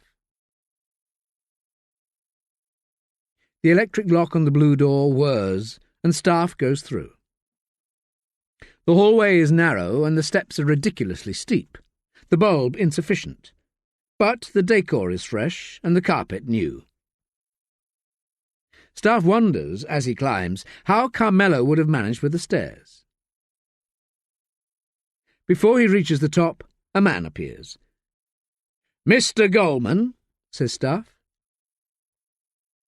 The man's suit is cut in the style of Jean-Paul Belmondo, and his hair is slicked forward at the sides and tufted up at the top. "The Sun," laughs the slicker. "Anthony," turning on his heel and walking into a modern open-plan office, surprisingly spacious and incredibly light.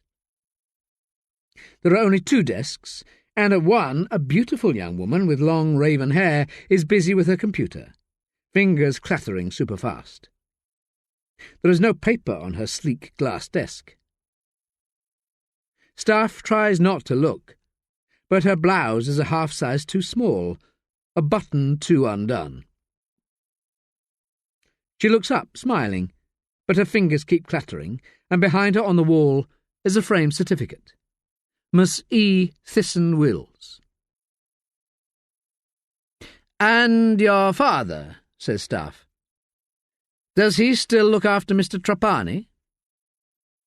"You speak as if Carmelo's still with us.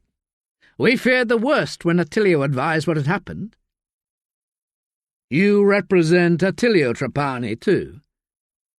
"You know I'm not going to divulge that, Inspector Wagstaff, unless Mr. Trapani instructs me so." He winks and indicates the Staffe should sit in one of the deep-cushioned cream armchairs. "Smooth fucker," thinks Staffe. He says, Does your father represent Carmelo Trapani? My father's retired. So you handle Carmelo? That's the wrong word, but I administer his investments. Goldman's eyes are too light. Just then they blinked too fast. Staffe suspects contact lenses. His nails are manicured, but his skin is a little loose around the neck, a little too tight around the eyes. "You seem a little young," he says. Staffe hears a stifled snort behind him, and Goldman shoots a look at Miss Thyssen-Wills. "Look, I'm busy, and I won't answer anything about Carmelo until I have instruction, or you have a warrant. If you don't have any meaningful questions, I can answer. Tell me about Martin, your brother."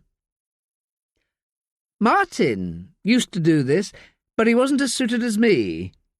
It's a dirty business, Inspector." He laughs. "Father soon saw it was I who had the knack with money."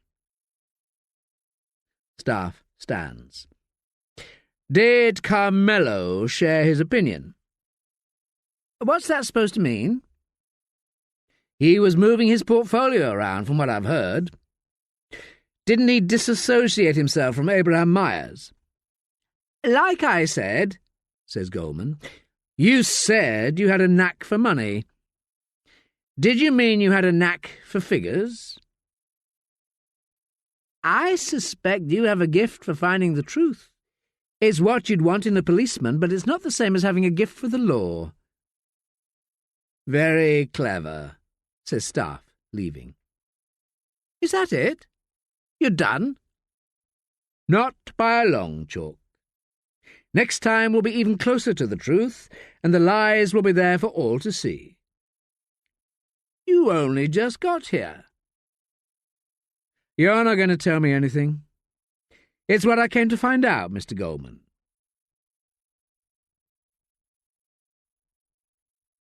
Josie is in Veneto's, an old-school sandwich shop with a few stools in the window, which is where she perches alongside two damp, steaming cycle couriers who talk in a metro patois, constantly saying dude, random, awesome. The rain comes and goes. When it comes, it is biblical, and people rush to the sides of this ornate Victorian arcade, sloping into the coffee shops and spaghetti houses that line Sicilian Avenue. Just across from Veneto's is Bloom's, advertising chicken soup and salt beef on its ancient sign.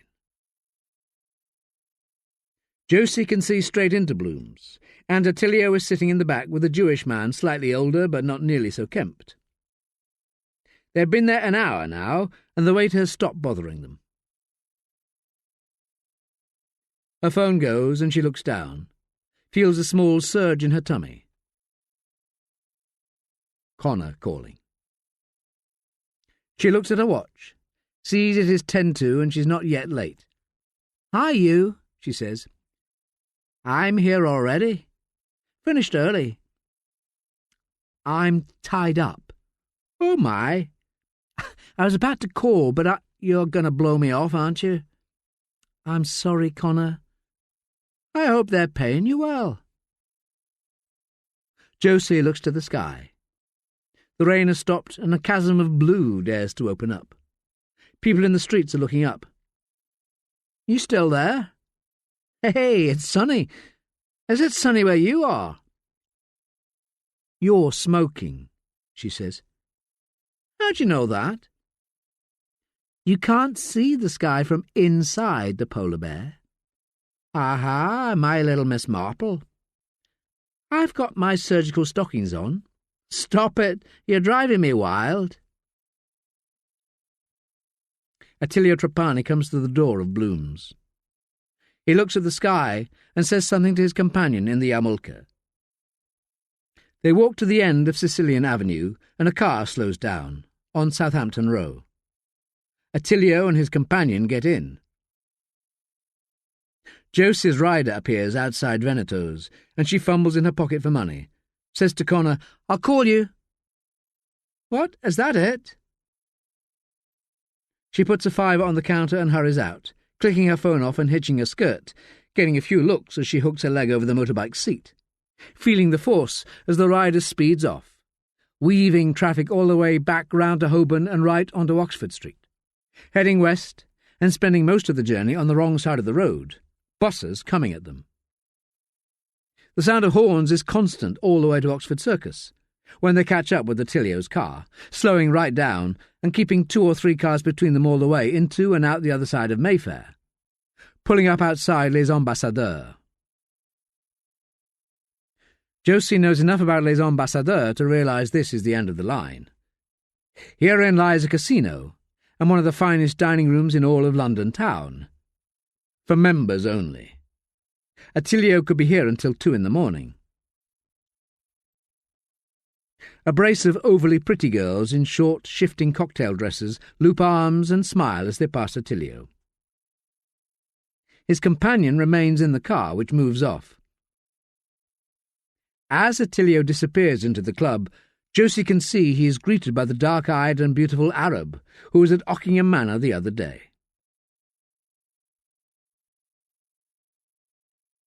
Josie calls Staffe, relates the events of the past 2 hours, telling him about Attilio's companion in the Yarmulke.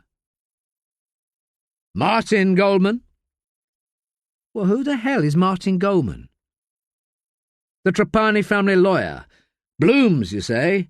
And now les Ambasses, says Staffe. From one side of the West Bank to the other. What? I'm guessing he hooked up with Fard Jammoud. There's no way I'll be able to get in there. That's okay, there's someone I know who's a member. It's quiet on the line, and she can tell Staffe wants something. Eventually she says, "You only have to ask, sir. Is it to do with Pulford?" You know me too well. I was going to go up onto the Attley, see if I could catch up with Sean Hadaway. I need to see if our friend Hadaway has been visiting Google Earth recently.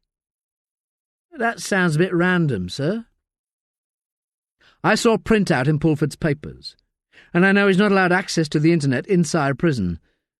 I've got a bad feeling about it. I'll do it. But you know what Pennington said about staying away from the E-gang? It's okay. Leave it to me. No, I want to do it, sir. Be careful, Josie. She hangs up, calls Connor, and from the sound of things he's in company. "I've just finished," she tells him. "There's something I have to do later, but I'll come over now." Ah, damn. We're on our way up north, Belsize Park or something. I'll call you. She wants to say, "We? Who is we? And why aren't you inviting me?" But instead she says, "OK, call me," and clicks off. The sun goes in again, like someone switching a light off. Pulford presses his face against the cold steel window frame. Through the narrow slots of toughened glass, he looks up at the sky. There's all kinds of madness going off today. A bang makes him jump, and he catches his cheek on the rough junction of the metal window frame where somebody has had a go at dismantling it. The slightest thing seems to get him going lately. "Pulford!" shouts a P.O. through the door. "Feeding time!" "And not for me, Mr. Crawshaw," he calls. But the door opens anyway, and a large inmate fills the frame, holding Pulford's tray. "I said—" "Yeah? What did you say, you fucking frag? Why are you on his wing, Pulford, if you're not a fucking snitch?" The orderly throws the tray on his bed, and the mulch of spuds and fish spills onto his sheets. Or a fucking fiddler. Pulford knows the orderly. This is Beef, one of the hardest men in the jail, on the verge of acquiring Don status, as well as being a senior partner in the E-gang. "Levi," says Pulford to Beef. "Don't call me Levi," says Levi Salmon. "Name's Beef, you frag." Levi Salmon is known as Beef for good reason. He has shoulders like a bull and is over 6 foot, but his waist is narrower than his neck. His trick in the yard is to give a con a free hit. Pulford saw it the other day, and Beef didn't even blink when an armed robber from Canvey Island punched him full on the nose. The crunch of the blow resounded across the yard, and the assailant stood briskly back, his jaw dropping. Silence fell in the yard, and Beef stepped forward, said something to the con that made his face turn grey. That night, an ambulance came, went, and the armed robber from Canvey hasn't been seen since. Pulford peers over Beef's shoulder, sees Mr. Crawshaw withdraw onto the landing. "What the fuck you got to be scared about, Sergeant? Or do you need to watch your tongue?" Beef puts his hand to Pulford's mouth and grabs it, like he would an apple from a tree. He breaks Pulford's skin where the window had grazed him. Crawshaw sneers. "Careful, Salmon, he's bleeding. Don't catch AIDS." Beef puts his face right up to Pulford's. He licks the blood from his wound and whispers, "I ain't afraid of fucking nothing, me. You get me? I'm an animal. Everyone says so." With one hand still squeezing Pulford's mouth, Beef reaches behind him, pulls a piece of paper from his waistband and holds it up to Pulford. "See this? I gave you a copy." Pulford focuses on the piece of paper, sees it is the printout from Google Earth. He raises a hand, grabbing Beef's neck, but he makes no impression. Beef says, "Mummy's house. We've been there, and her next door. Jean, she reckons your mummy thinks you're wasting yourself in the police. Maybe it's 'cause you can't do your fucking job. People like us, we're above the law, and you can't do fuck all about it." Beef drops the piece of paper and takes something from his pocket. He squeezes Pulford's mouth even tighter until his lips part. His jaw cranks open, and Beef presses his handful into Pulford's mouth, puts his hand over and holds it there as Pulford gags. After 10 seconds, he lets Pulford go and steps back, laughing as Pulford spits out the mouthful of dog hair. He spits and spits, but his mouth is dry and he's swallowed some. The taste is rank, and it spikes all the way down his throat. "Simba," says Beef. "That's Mummy's dog, right?" "You cunt!" says Pulford, rushing at Beef. But just before he gets to him, Beef shouts, "Thor!" Now Crawshaw steps in. Pulford has his hands on Beef's throat again, but barely covers half the circumference. "Don't use that language, Pulford," says Crawshaw, stepping up and twisting him. "Thor," says Beef. "That's the name of my dog. A proper name for a dog."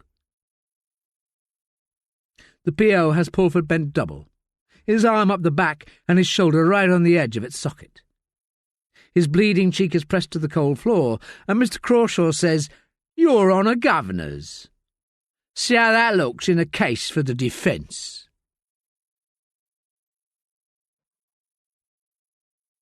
8.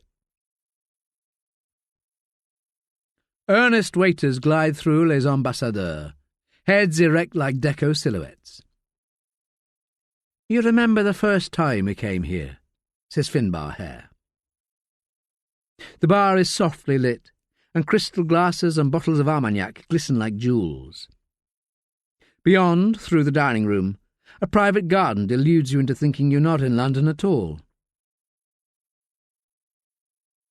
"We were younger then, and wild," "Some of us still are," says Staffe. Quite an admission from the inspector. "I meant you. Now, about Fard Jarmood. There's a chap I know was sent into the Jarmoods to check out what the sons were up to. Young Fard over there had 50 million in a checking account in Miami, not even getting interest. A 2% return on that would bring in $1 million a year. Enough for most of us." Staffe watches Fard and Attilio. Fard talks to the wine waitress with his hand on her hip. Attilio fidgets, sipping wine, then water, and looking around constantly, not exactly at home here. Staffe wonders what will be enough for Attilio these days. What does it cost to be in his new club? When the wine waitress has put the bottle back in its silver bucket and left them to it, Attilio leans across the table, grabs Fard by the arm. Fard laughs, waving at Attilio dismissively, as if he was a fly on his cuff. Attilio stands, swings an amateur punch at Fard, which glances off his handsome head, but is enough to have the Arab covering up like a boxer on the ropes.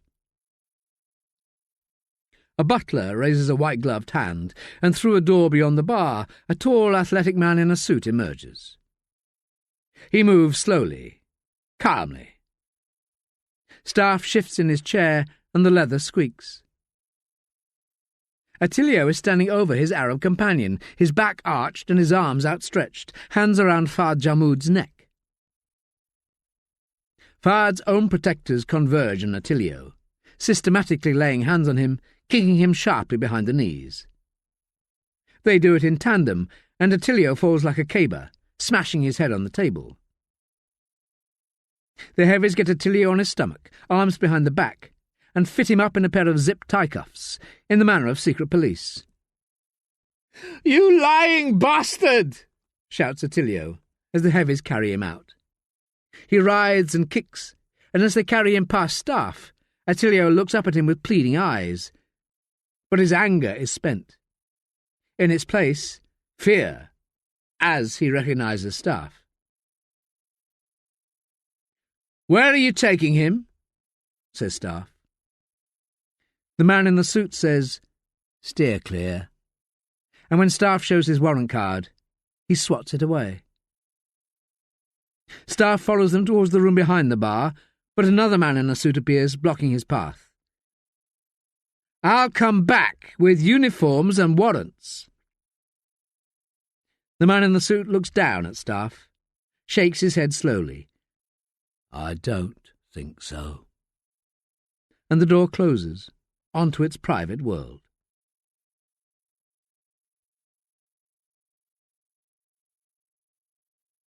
Josie looks up at the Attley estate, whose concrete is stained by the rain, as if it had been weeping from its windows. Some crosses of St. George flap in the breeze, alongside drying salwa kameez. Weed is in the air, and fug hip-hop. Somewhere, redemption song breaks through. A young teen in a black trackie comes towards the electric gate, which buzzes open. He has the pall of crack about him. "Wait! I'm coming in," says Josie. "Fuck off!" he says, trying to shut the door on her, but Josie is quick off the mark and pushes him back through the door into the estate and flashes her card. He comes at her, and Josie's heart stutters, but she plants her feet wide apart and lowers her centre, watches his trainers. You can read the next move by watching their feet, and she kicks out at his knee. Not so hard that he will require an ambulance, but it fells him. She tries not to take any pleasure as his face turns grim. He looks up at her from the ground, cussing. He is white as unbaked pastry, but sounds Afro-Caribbean. She reaches out and pulls a handful of wraps from his pocket. He is a handsome boy with blue eyes and long dark lashes. Josie empties a wrap and crunches the small rock with her shoe. "What frat is Sean Hadaway in?" Give me my stuff! Josie empties another wrap onto the floor, grinds the rock to dust with her foot. C-34! Have you seen him today? He blinks his eyes slowly to suggest yes. Suddenly he looks his age. Acts it, too, as the adrenaline must ebb, and he holds his knee. Josie bends down, feels the ligaments around the knee. You'll be okay. Just make sure you rest up a day or so. She drops the remaining wraps onto his shallow chest, knowing that if she doesn't return his narcotics, his future will darken, not brighten. And stop using this stuff. She puts a hand to his cheek. You're a good lad. You can't hide it from me. Suck me, he says. She laughs, clocks his fake ID on the floor. Shut up, Louis. How you know my name? She puts the toe of her foot on the corner of the ID. Don't mess with Hadaway, miss. He struggles to his feet, bends his leg, rubs his knee and picks up his ID. He stands in the doorway and watches Josie all the way into the lift. Stays there, she gets in. As the doors close, he says, Serious! Don't go! The lift rattles and jolts, the stories counting up slowly. The stench of humanity is thick, and Josie puts a hand over her mouth and nose, takes in the smell of soap between her fingers, thinks about how, officially, there are only 2 E-Gang members living on the Atlee. One is Brandon Latimer, invisible to the police since Jadis Golding was shot. The other is Sean Hadaway, and she's here to see if Sean has a computer, and if he does, to see what footprints he has left in the virtual world. Josie gets out at level 3 and steps over the discarded box of a 50-inch TV.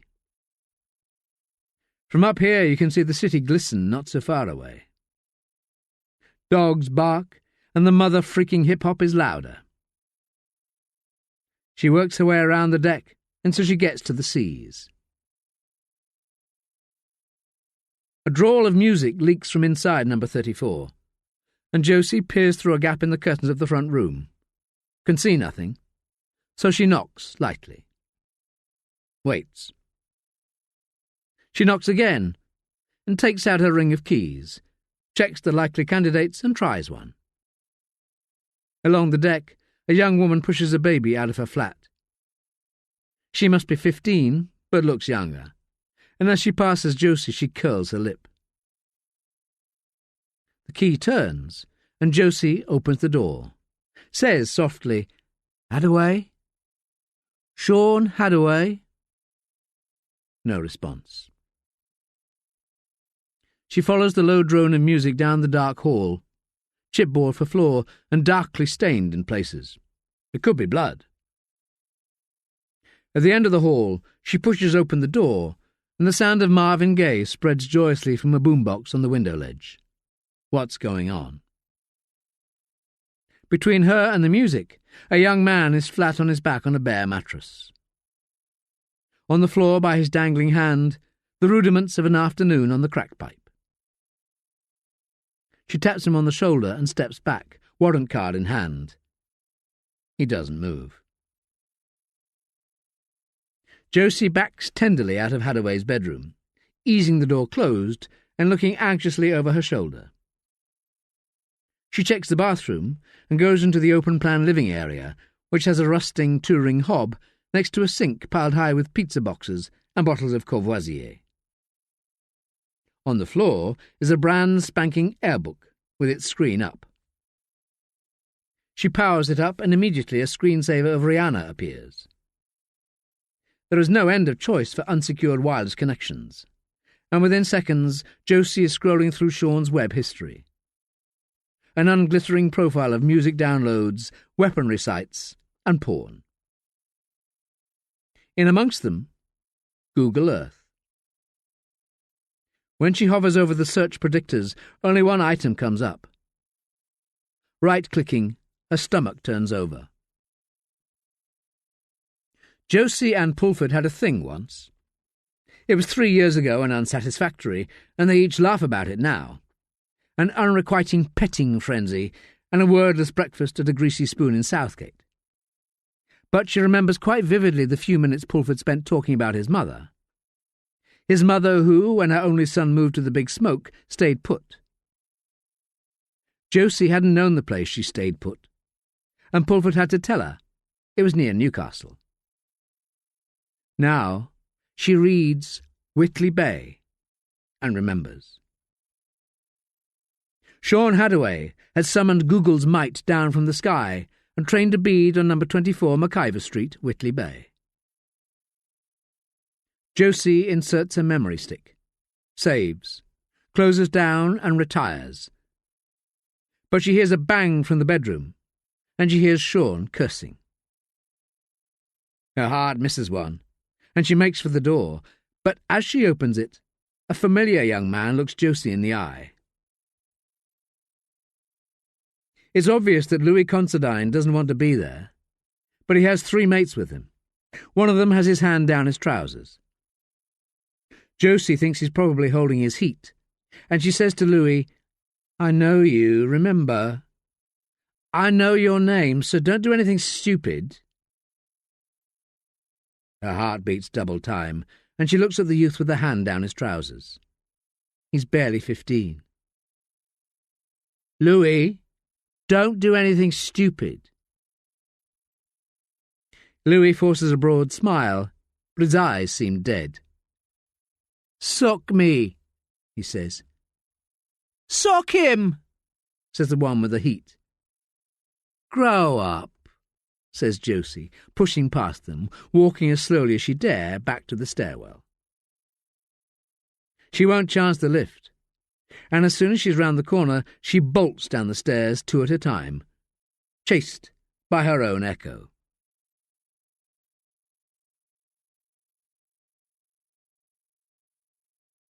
Morris swelters in his coat.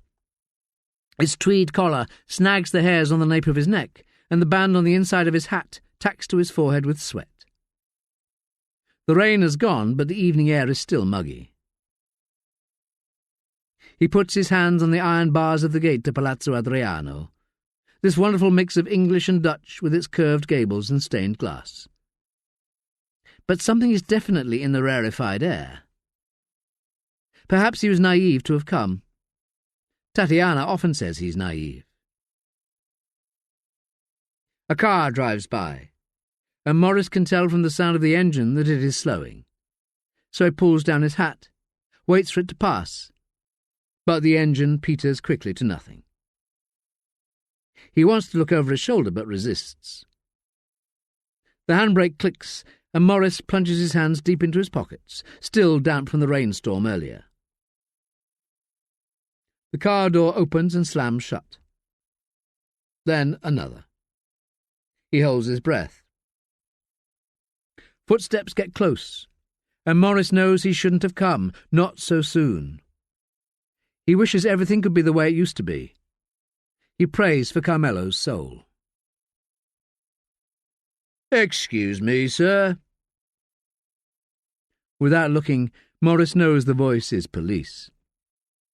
He wants to be home with his books and the Olivetti Lettera 35 that his father Claudio gave him.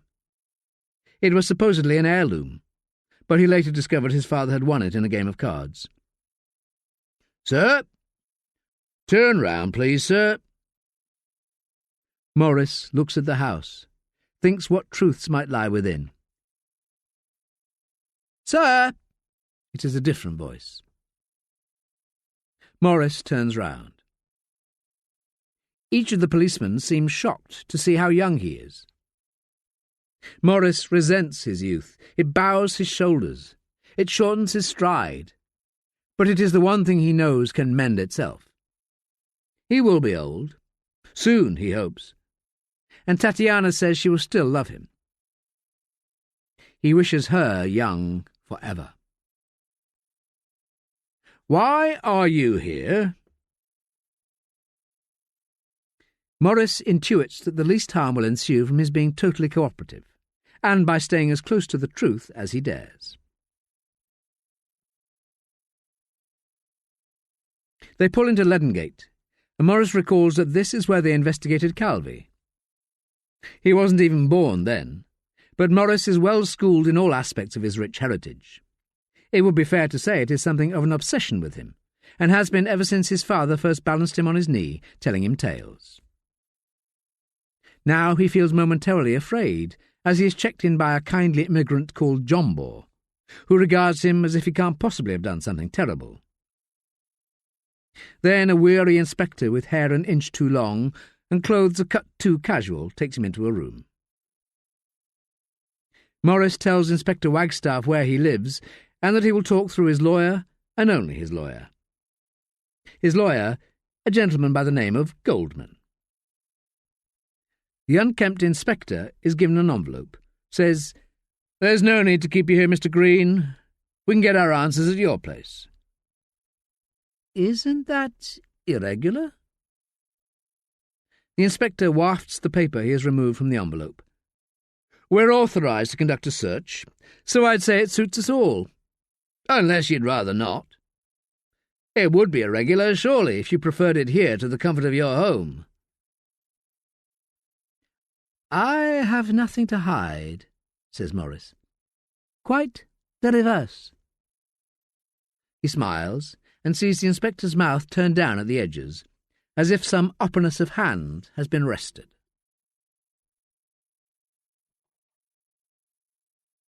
9. Morris's flat is housed within a slim, early Victorian affair that looks onto London fields. A gentle stroll will get you to Carmelo's home in a quarter of an hour. Staffe shows the young fogey a photograph taken outside Carmelo Trapani's house on the day Carmelo disappeared. It has been lifted from the CCTV footage and is taken from above, slightly behind, and is grainy and blurred, the perspective warped. Morris doesn't bat a lash. He stares straight ahead, pale-eyed. Martin Goldman says, "That's not Morris. Unless you can prove it, which you can't. And as we have said, Morris was in his house from 8 o'clock in the morning on the day of Signor Trapani's most regrettable disappearance until noon the following day." Staffe reappraises Morris. A fine-featured, oddly handsome man. He sports an educated voice, but every now and then a hint of Italian sing-songs through. His fiancée came to live with him after a trip to Siberia 2 springs ago. Morris fell in love with Tatiana the instant he saw her, and in her broken English she verifies that Morris was home for all the requisite hours. Tatiana's crystal beauty takes the breath away. It appears that Morris has no job, hasn't worked a day nor claimed any kind of benefit since he left York University with a first in English, and Carmelo gave him this flat. Staffe regards Morris long and hard, and he just can't imagine Morris having what it took to account for Carmelo Trapani. "Carmelo took good care of you." "I fend for myself now, Inspector, though I do concede this might be a mystery to you." The slant of the sun catches the dust in long bugles of light. There is something of the Havisham about it, and though the flat is furnished in perfect keeping with its age, this is clearly an abode of the young. Magazines, from Grazia to the New Statesman, litter the coffee table, and there is the paraphernalia that goes with recreational drugs. Books are piled everywhere, and Staffe spots a Karenina in Russian. "There are too many mysteries associated with Carmelo's disappearance." Staffe thinks about a mystery closer to home. Why Carmelo was so keen to speak with Pennington. "Morris loves Carmelo very," says Tatiana. They look at each other with the utmost quizzical intensity, like two curious, incarcerated and besotted creatures of similar but distinct species. Staffe cannot fathom them at all. "What do you do for a living, Morris?" That would be a private matter. I can't see how... "I consider it germane to this investigation, as is Carmelo's relationship with Attilio. He appears to treat you more like a son." "He is my uncle, that is all." "This is a nice place," says Josie, browsing Morris's papers. "But it has overheads." Morris hands Josie a bank statement, says, "Minimal." 2 sheets cover the whole year, the balance diminishing infinitesimally from £28,000 and 16 pence at the end of January to £27,904 and 87 pence at the end of July. A tenner in cash here, a Morris cheque there. "No direct debits," says Josie. Morris nods. "I'm old-fashioned. I like to go to the town hall, hand over the lucre for the privilege of having my rubbish removed. My safety secured by our fine police." "You live well, it seems to me, without working." "Morris is a writer," says Tatiana. Staffe looks at the bookshelves. "Not published yet." "Verse," says Tatiana, "and a play. Morris has a gift for words." "It nourishes us," says Morris, smiling encouragement at his girlfriend. "And he has a beautiful voice. He is truly an artist."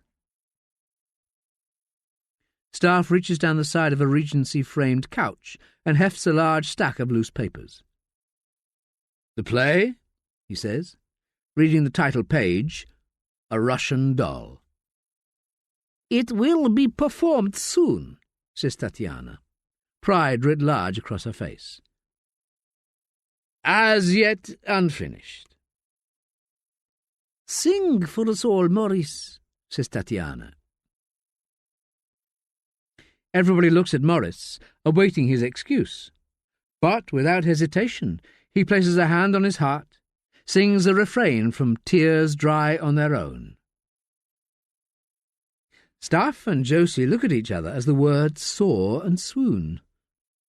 In the sepia-fading study of this Victorian room, surrounded by musty leather volumes of Byron and Brooke, Staffe thinks for a moment that anything is possible. Morris's voice shimmers to a close. "I love you, Morris," says Tatiana, flopping down onto the threadbare divan settee and clapping her hands. "Very nice, Morris. But I don't think you're signed with CBS or EMI, are you? So you're going to have to tell us where your money comes from," says Staffe. "If that is the law, it's a strange one. I think I will not comply." "Because you have something to hide?" "I have my privacy to maintain. That is all." He gazes at Tatiana, and she leans all the way back on the divan, her little skirt ruching up in her lap, legs slightly apart. Staffe spots 2 tulip-shaped shot glasses in a glass-fronted secretaire. He turns an evidence bag inside out, using it as a mitten to pick up the glasses, but the moment he lifts them, he realizes they are no help to him. They leave 2 perfectly clear circles in the dust of the shelf, have clearly been there unused for several months, if not years. "Jacopo has some of these," says Staffe, riffing with what he thinks might be the truth. "They're from Murano. I think Carmelo must have given them to all his favourite people. Your Jacopo must be one of them." "My Jacopo?" "Tell me about Jacopo, Morris. He's missing too. His wife is afraid." "I can't." "Her spirit is broken, Morris. She's a lonely old lady. Have a heart." "He has a heart." says Tatiana, standing. She wraps her arms around him, and they kiss, long and deep, leaving Staffe and Josie to look at each other nonplussed, there being no law against it. When she is done, Tatiana says, "A good heart."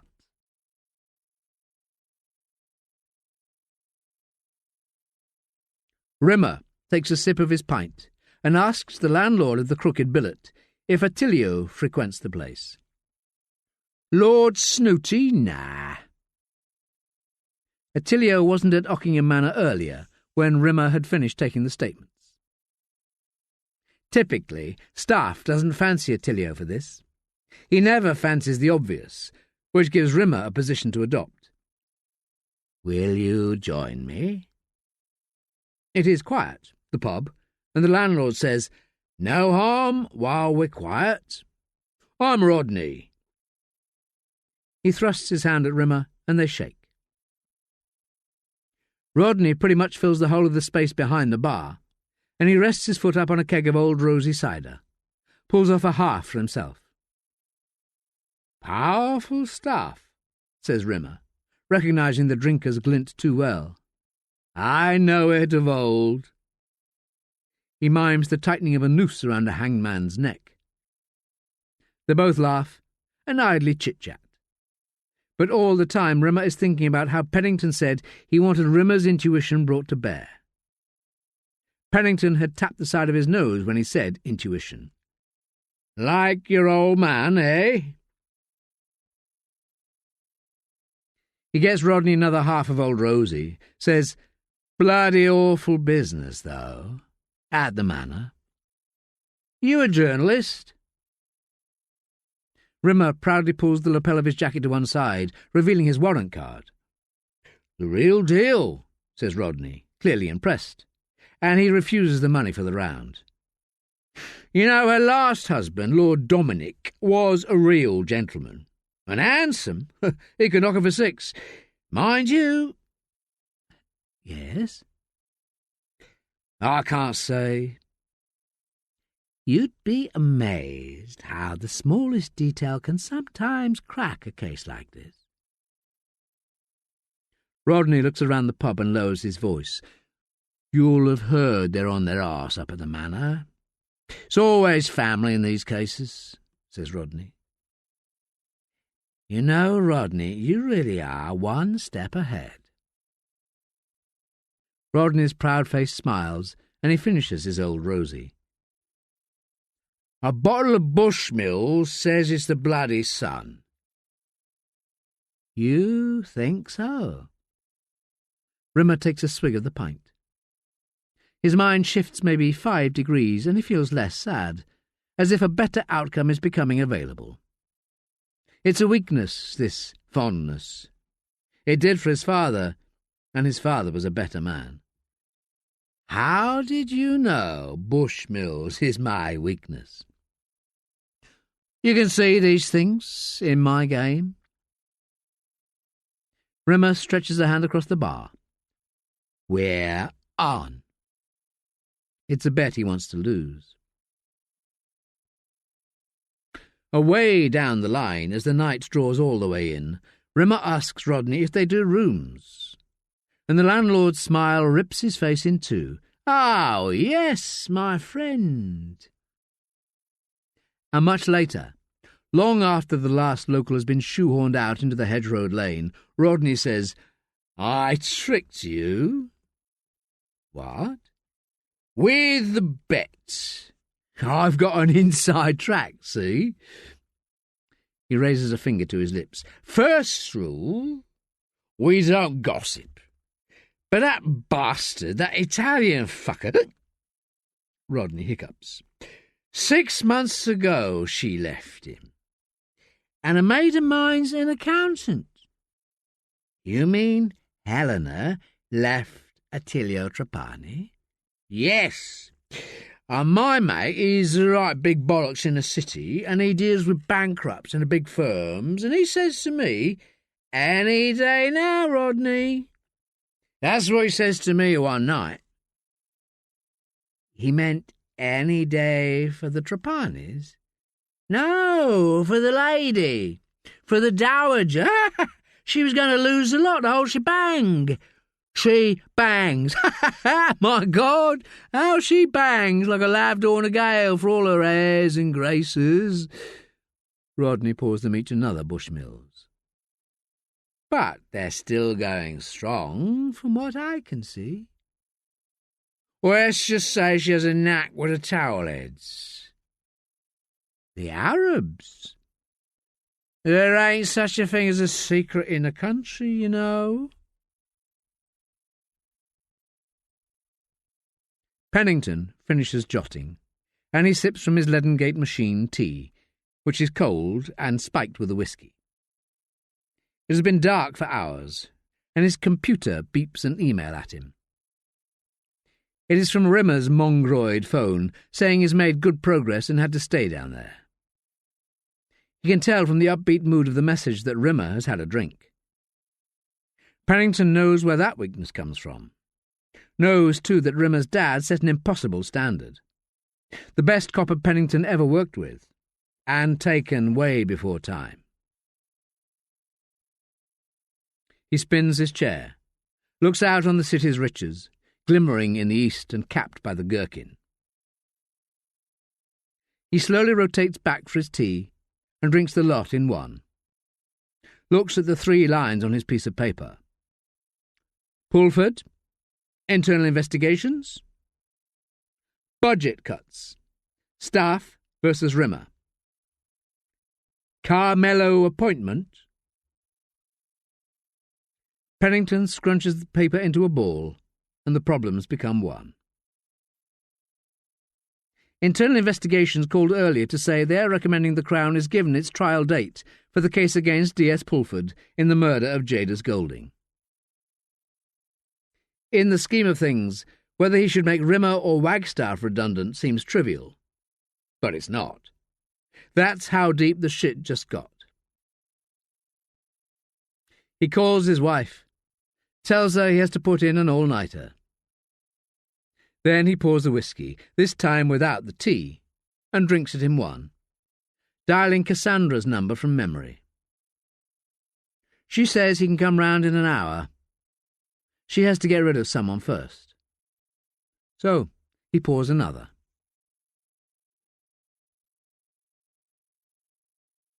10.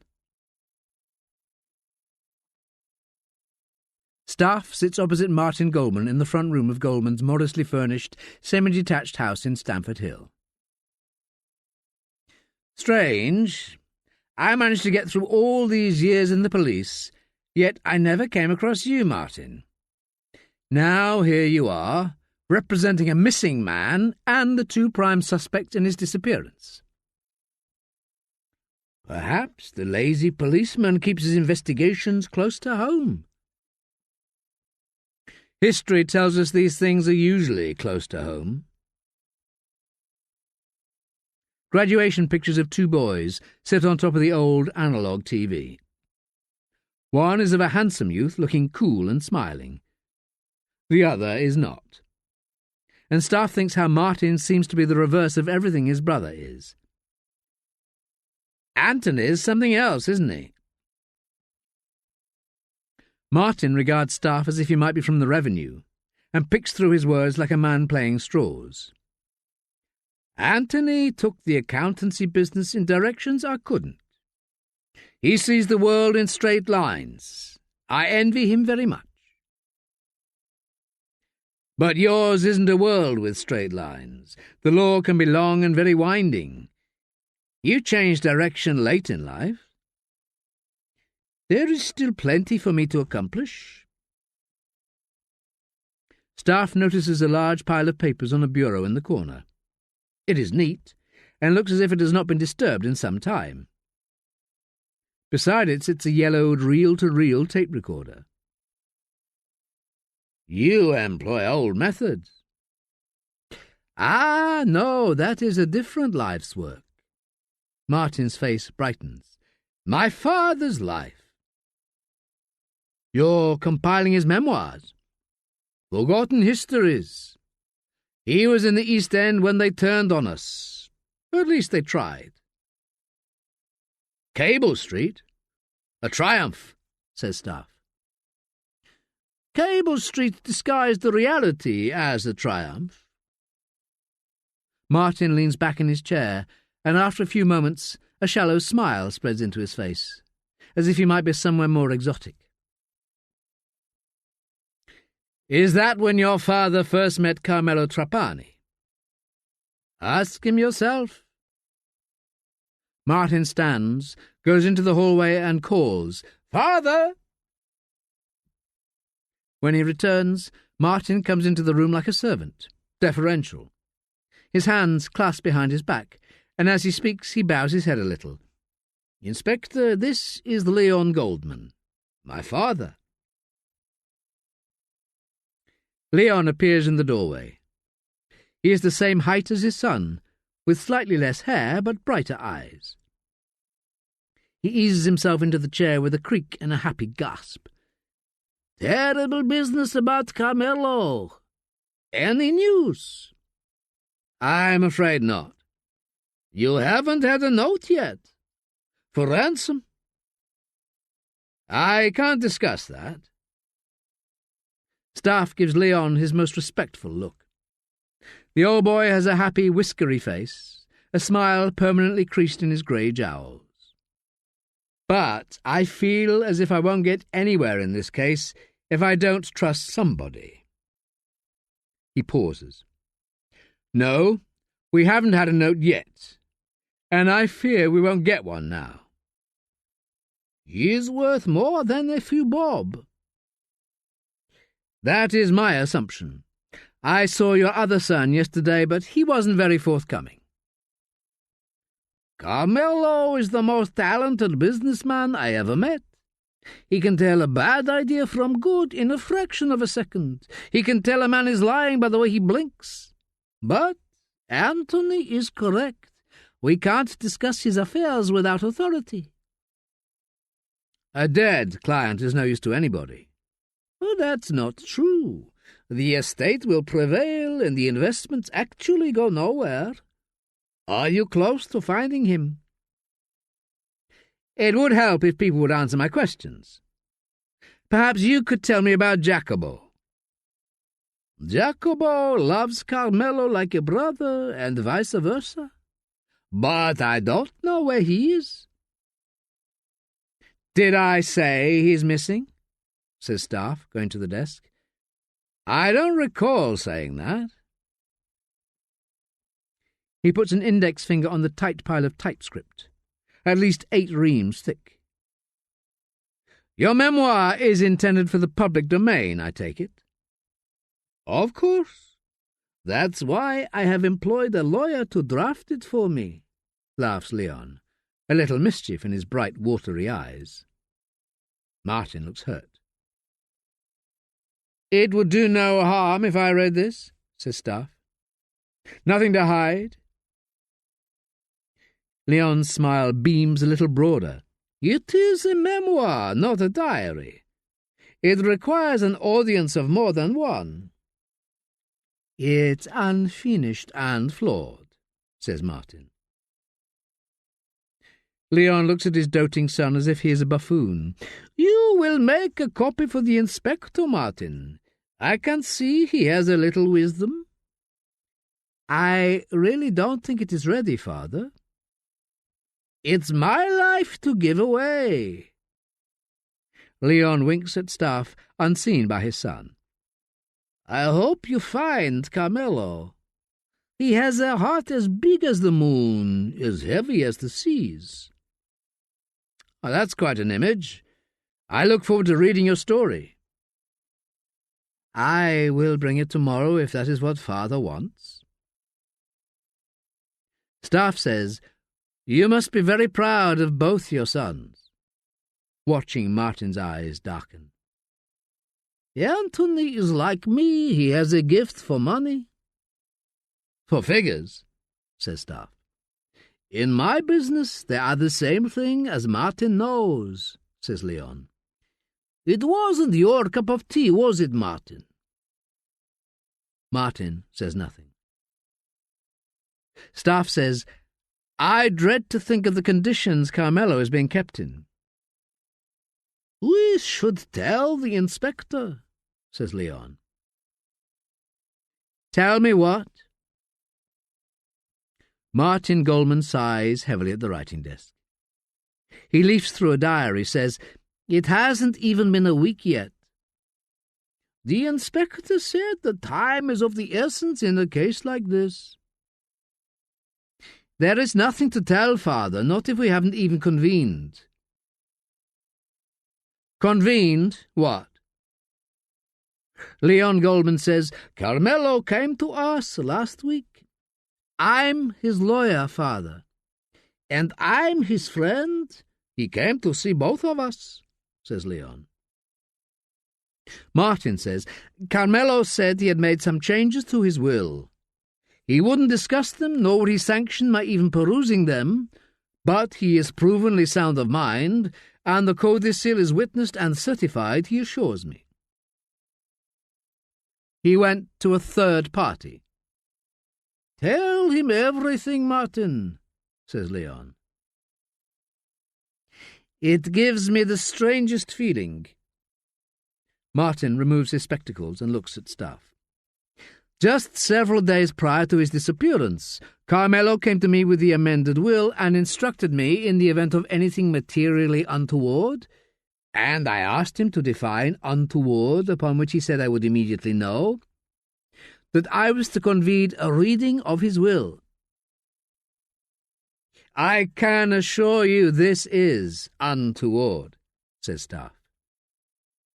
"He was very specific. He said I was to wait a week." Leon Goldman says, "And there is one more thing. Carmelo said that I was to arrange for the presence of the police." "At the reading," says Staffe, thinking about the appointment Carmelo made and never kept with Pennington. He knew what was coming. End of Disc 2. Disc 3. Today, Rimmer woke with his first hangover in 3 years. Halfway through his usual 20-minute routine of sit-ups and star jumps, Rodney's wife brought his breakfast and bill, saying Rodney had gone out. But he knew Rodney hadn't gone out at all. He was in purdah for shooting his mouth off. Now, in Ledengate, Rimmer tells Pennington what Rodney had told him about Attilio Trapani and Helena Ballantyne and the filthy rich Arab in the middle, and about the Ballantynes' teetering bankruptcy. But before he can get to the end of his story, Pennington cuts him dead. "Christ, Rimmer, is that what you were excited about? I want evidence. Hard bastard evidence, not tittle-tattle." Pennington sighs. "Yockingham Stud might be on its arse, but we can't use what that landlord said to you," says Pennington. "But Trapani's wife is having an affair with Jarmoud," says Rimmer. "So?" "So it undermines Attilio's position completely. A man has to provide. He'd do anything to raise the cash to save his business and his wife's stately home." "Including abducting his own father?" Pennington swivels his chair, looks out of his window across the city tops to the Gherkin, a view he loves dearly. "Can you imagine doing that to your own father?" "Maybe. Stranger things have happened, God knows. In this job you get to see what families are capable of." "Precisely, sir." Pennington swivels back, says, "Let's say you can have a proper run at Trapani, but don't rattle Staffe's cage, eh? He's got plenty on his plate, and I'd like the two of you to work side by side on this, like equals, not at each other's throats." Josie is in the snug of the Hand and Shears, sharing a plate of corned beef hash with a sinuous man with a sleeve tattoo on his left arm and hair cut into a bob like a woman's. He has dark rings around his eyes. Josie, too, is short of a couple of hours' sleep. She and Staffe clock each other, and her eyes avert, as if she's been caught mid-mischief. Staffe extends his hand to the man, says, "I'm Will." "Connor," says the man, shaking his hand and smiling easily. "My boss," says Josie. "I'm going to see Pulford," says Staffe. "Now?" "That's the guy in jail, isn't it?" says Connor. Staffe looks daggers at Josie, and she busies herself with another forkful of the corned beef hash. She chews it, and the men talk about what Connor does for a living. He's a video filmmaker, and Staffe makes a fine fist of showing interest while Josie eats. Connor doesn't touch the food, and when Staffe stands, they shake hands again. Josie puts a fiver down and stands too. Staffe says, "No, you stay with Connor."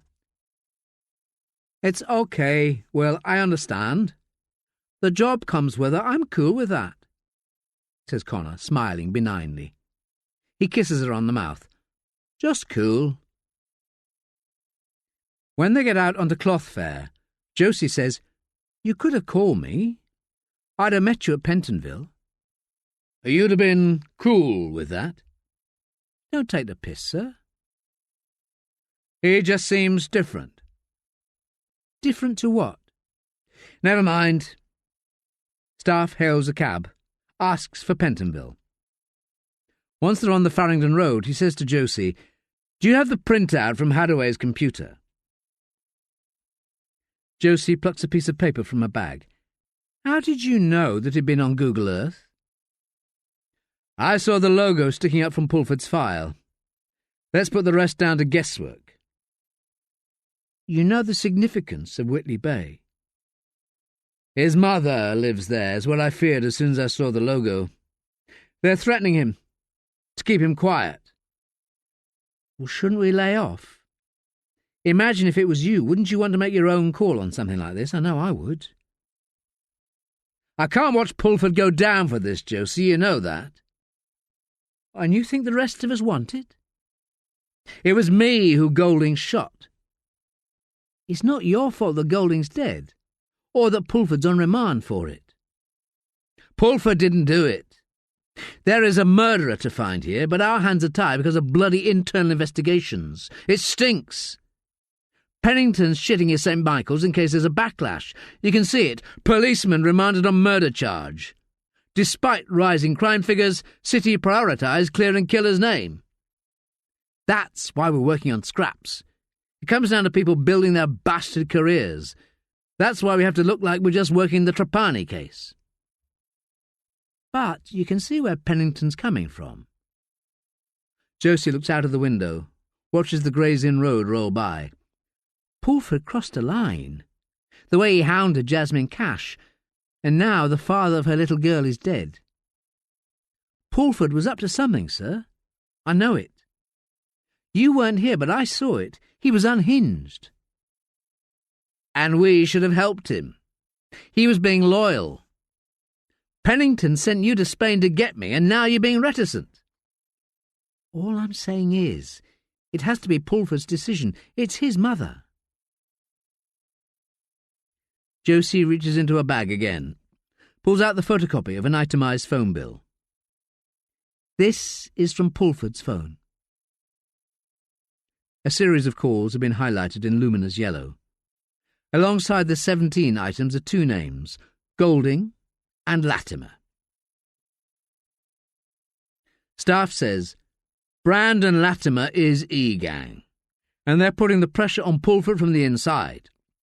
And they can manipulate the mood on the lime kiln and Attley, on the streets in Hackney.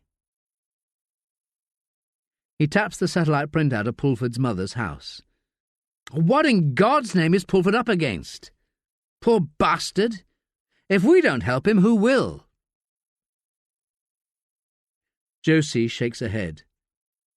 This Brandon Latimer, they call him B-Lat. We never had his phone number. We tried 100 times to get him in for questioning. He's like a ghost. And what's worse, he's got no history. He's clean as a whistle. But Pulford was talking to him, says Staffe. The lease for Cuts is in his name.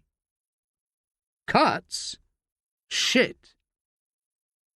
Cuts. The barber shop that rinses the E-gang's ill-gottens. Cuts. The place Jadis Golding put 2 bullets into the torso of D.I. Will Wagstaff. Staffe turns the printout over, looks down the list again. And Pulford was talking to Hadaway, too. The very gangster who is Google Earthing Pulford's mother's house, says Josie. They've got him by the balls.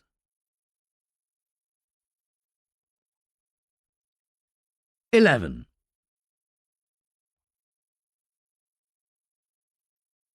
Jacobo Sartori looks out of his hotel room.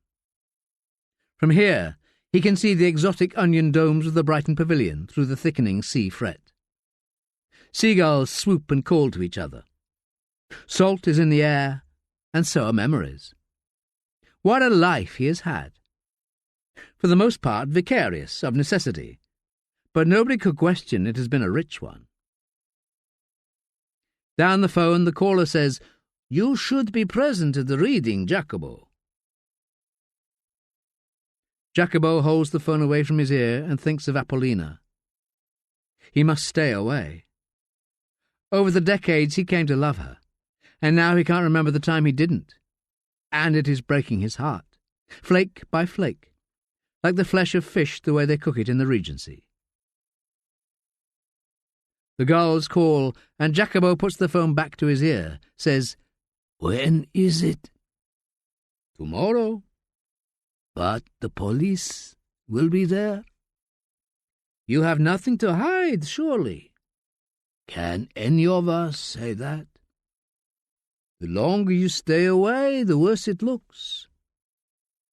"I hear they have been questioning Morris," says Jacobo. "There's no evidence against him." "He has done no wrong." "How can you know that, Jacobo?" "I am certain."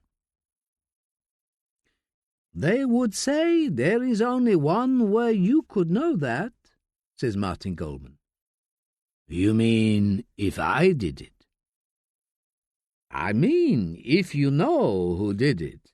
Carmelo was your friend as well as your master, Jacobo. You were like brothers. And I need to know what to do if you are a beneficiary." "Do as you would do if I were dead. Consider what is mine to be Apollina's." "It would devastate her to hear you talk like this." "Now, can you tell me what is in this damned will?" "I haven't opened it yet. I made my promise." "A promise from a lawyer? You may as well sign the sea." The line falls silent. "I can hear gulls." Which deduction induces Jacobo to hang up. A little too late, he fears.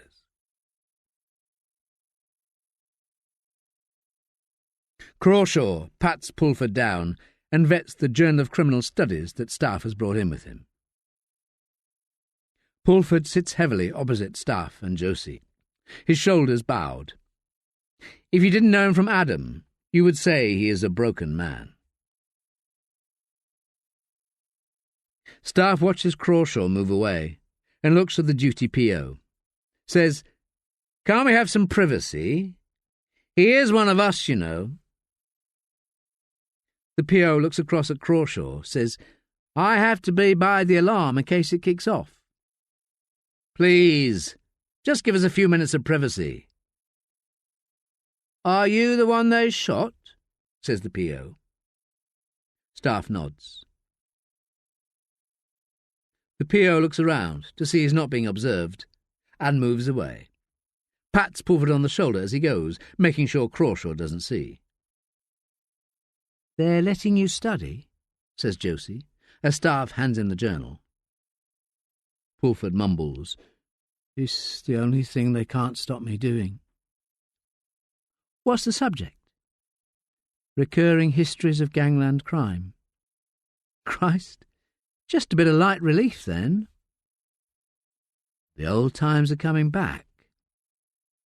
A glint returns to his eyes.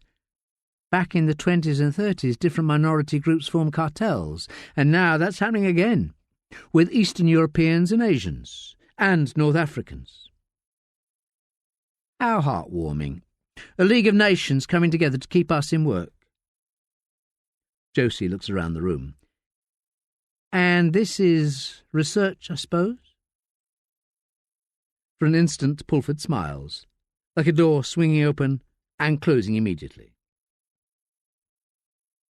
Staffe says, "We need a viable suspect for Jadis Golding's murder. You know who did it, am I right?" Pulford shakes his head. Josie says, "We know they're threatening you." She reaches into her bag. "God knows what I'd do in your position." She places the printout of Google Earth on the table. Pulford's mouth drops open. His lip quivers. "Leave this to me, please." He looks past Staffe and Josie, and his eyes flit. "What were you talking to Sean Hadaway about, David? You were phoning him the week before Jadis Golding was shot." But Pulford is looking away now, distracted by Levi Salmon, who has a visitor on the far side of the room. Josie turns to see what Pulford is looking at, but she doesn't register Levi Salmon. She sees his visitor, says, "Louis." "What?" says Staffe. "What the hell is Louis Considine doing here?" Staffe says, "Is he the one who's threatening you? That big fella over there?" Pulford shakes his head, and the three of them look at Beef and the young lad, sporting a black eye and a mouth like splattered fruit. Josie says, "You were talking to Brandon Latimer too. We didn't even have a number for him." Louis stands up, lollops across the visitor centre, and starts shouting, "Gross! You fucking gross!" He points at a table in the opposite corner. The PO says to Staffe, "First sign of trouble, you press that alarm, right?" But by the time the PO gets to Louis, it is too late. Louis shouts, "Fucking frag!" and kicks away the chair at the seated visitor, and kicks again, once to the ribs, then a full swing to the head as the visitor squeals. All around the room, inmates and visitors crowd in on the action. Pulford's eyes flit left and right, wide with horror, and Staffe registers it, sees that his nerves are withered, his spirit shot to bits. Staffe rushes to the alarm button and presses it. Pulford cowers at the sound, hunching over and putting his palms over his ears as the thunder of dozens of POs gathers, running towards the incident from all directions. Inmates and visitors are getting involved in Louis' fight on the far side, and eventually Louis is dragged away by a PO. The brawling inmates are twisted by officers, their faces pressed to the floor. Some female visitors scream, and others appear to be getting off on it. In the midst of it all, Beef has made his way to Pulford's table, and is now beating a retreat, taunting Pulford, pointing at his lap. Pulford stares down into his lap, at the dog's tail, dried clots of blood at its stem, looking at it as if it might blow up in his face. Eventually he picks it up. He says, "Simba." He strokes the dog's tail, says, "The bastards did for Simba."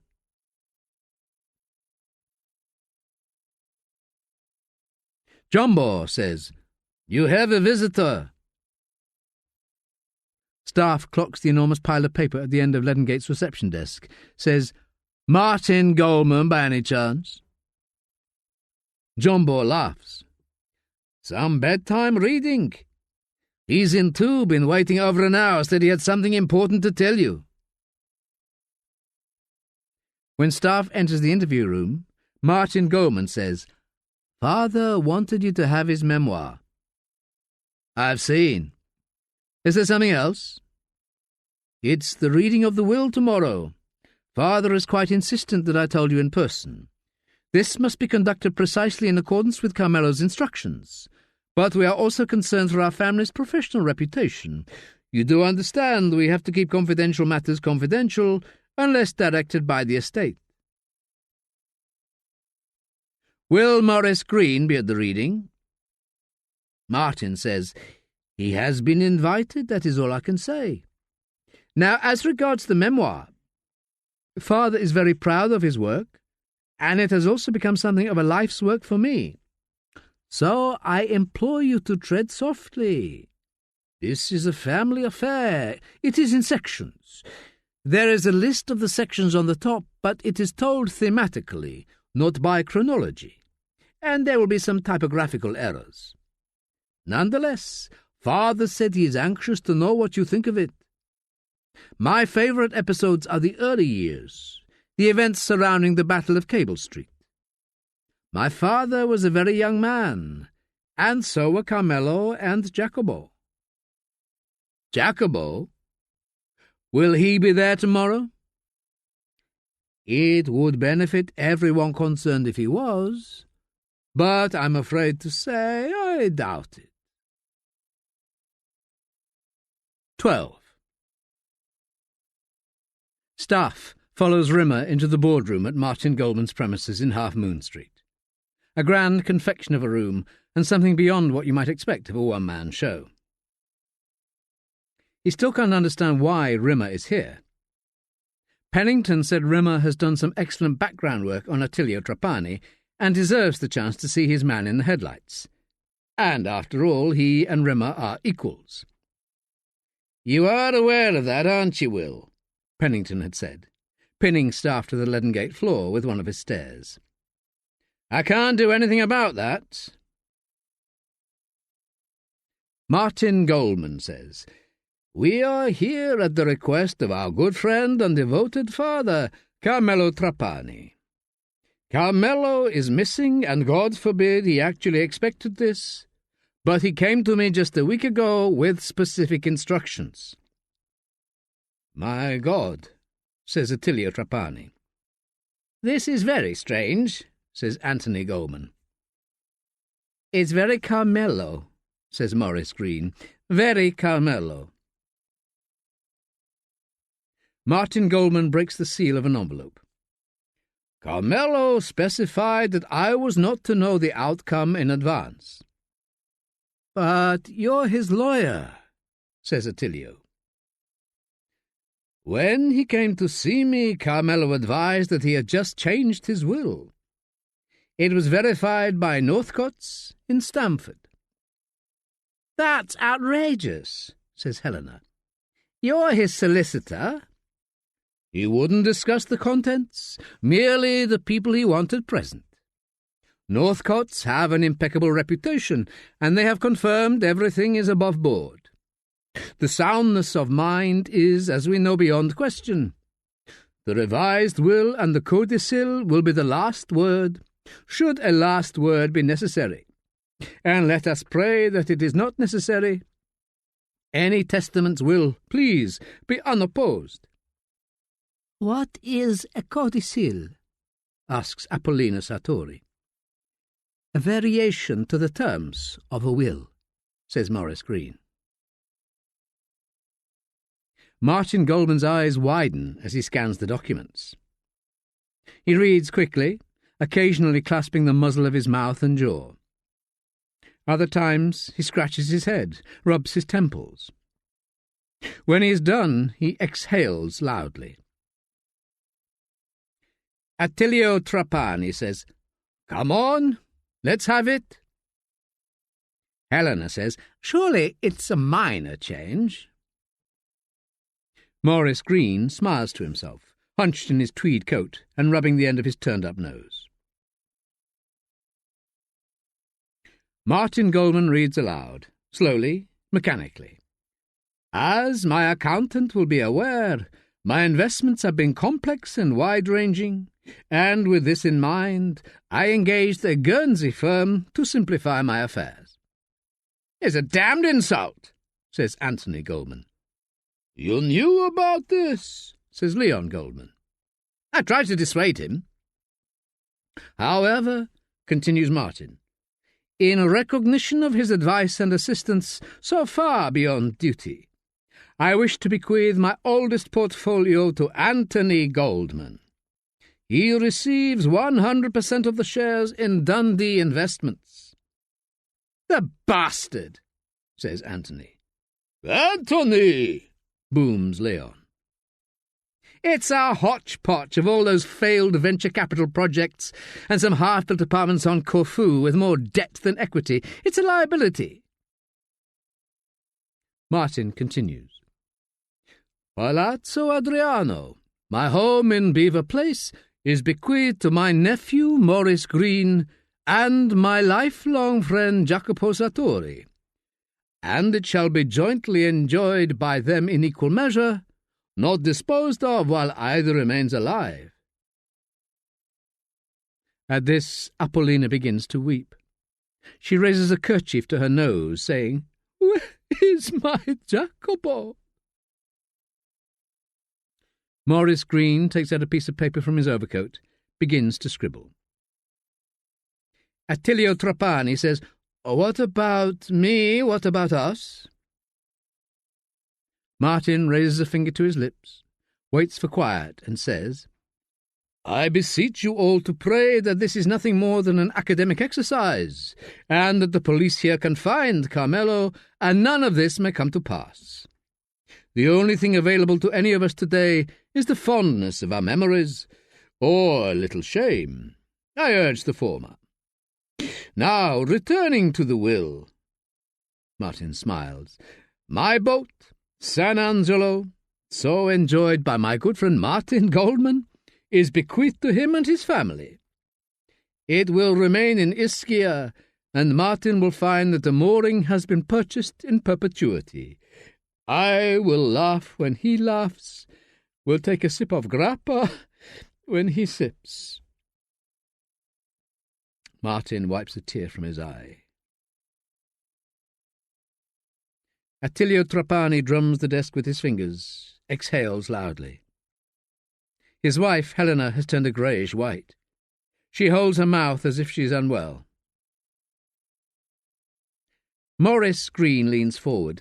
Whilst everybody is here, I would like to register an interest in purchasing outright the interests of the other beneficiaries in Palazzo Adriano.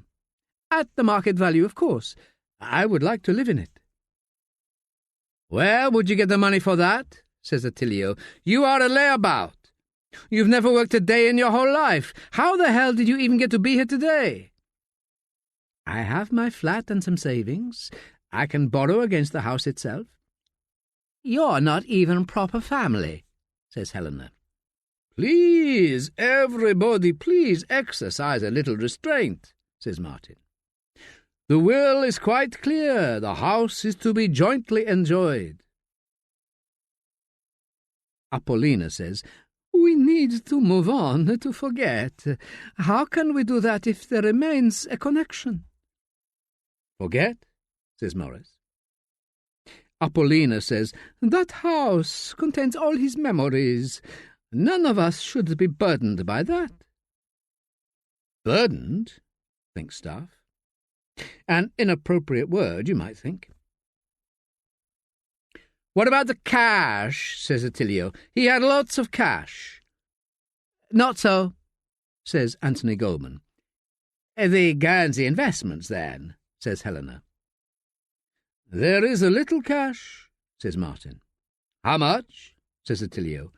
£800,000. Not to be sniffed at, says Helena. Half of which will endow the school in Cefalù. Carmelo wished his son Attilio to be the trustee of the endowment, says Martin. Trustee? For someone else's benefit. And the other half of the cash is bequeathed to Bogdan and Vanya Livorsky. Who the hell are they? Says Helena. His bloody conscience, says Attilio. This is a joke, the devil's joke. Which brings us to the final item of significance. There are a few minor affairs, such as the settlement of outstanding commitments and the funeral, but let us pray that is unnecessary. Do we know precisely when he made those arrangements? Says Staffe. Just 3 days before he disappeared. Maurice Green says, he knew he was going. My God, he knew. What of the Guernsey investments? Says Leon Goldman. I'm most intrigued. They must be substantial. Carmelo has indeed simplified his affairs, says Martin, leafing purposefully through the document. His investments are U.S. Treasury bonds, value $7 million. Cable portfolios, value £16 million and comprising minority holdings in 12 different investment trusts. Sweet Jesus, says Helena, clutching Attilio's arm. That's over £20 million. There'll be death duties, says Attilio Trapani. He leans back, hands in his hair. He is sweating profusely now, looking sidelong at Goldman with a curled lip, daring to smile. Who is the beneficiary? Says Leon Goldman. Isn't it obvious? Says Helena Ballantyne. Staffe looks at Anthony Goldman, then around the table, readying himself for the reactions. Abraham Myers, says Martin. Aby? Says Apollina, a wry smile upon her face. Anthony Goldman's expression doesn't budge. Aby Myers, says Leon Goldman, the wily dog. It's an error, says Helena. Like Attilio said, the devil's joke, says Anthony Goldman. Attilio Trapani clutches his heart, leans forward on the table and wheezes. Helena says, he has these things. She looks at him contemptuously. The doctors say it's asthma. We need to speak to Abraham Myers, says Staffe. Oh, good luck with that, says Anthony Goldman. Does anyone have an address? Martin Goldman writes the address for Staffe, and the meeting falls into a near silence. Attilio and Helena stare into a void, and Leon Goldman shares a confidence with Apollina Sartori.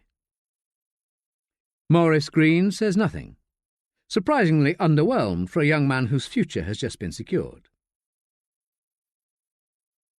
Slowly, under firm encouragement from Martin Goldman, everybody leaves, save Staffe and Rimmer, who says, the nephew gets more than the son.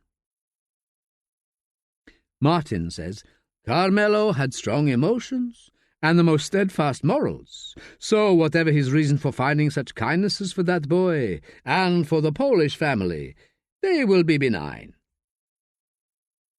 But Maurice Green was right when he said that Carmelo knew what was going to happen to him before it happened. Which means it is somebody who knows him, says Staffe. If Carmelo could see it coming, the abductor, or the murderer, says Rimmer. They planned it, way ahead of time. Could it be Carmelo himself, says Rimmer.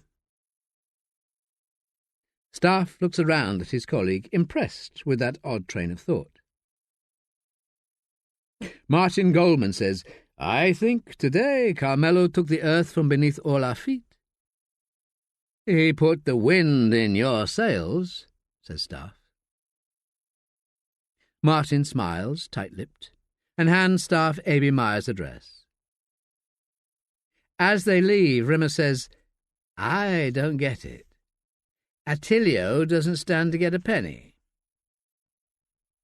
But Staffe is elsewhere already, deciding how to play Abraham Myers, and wondering if the address can be correct.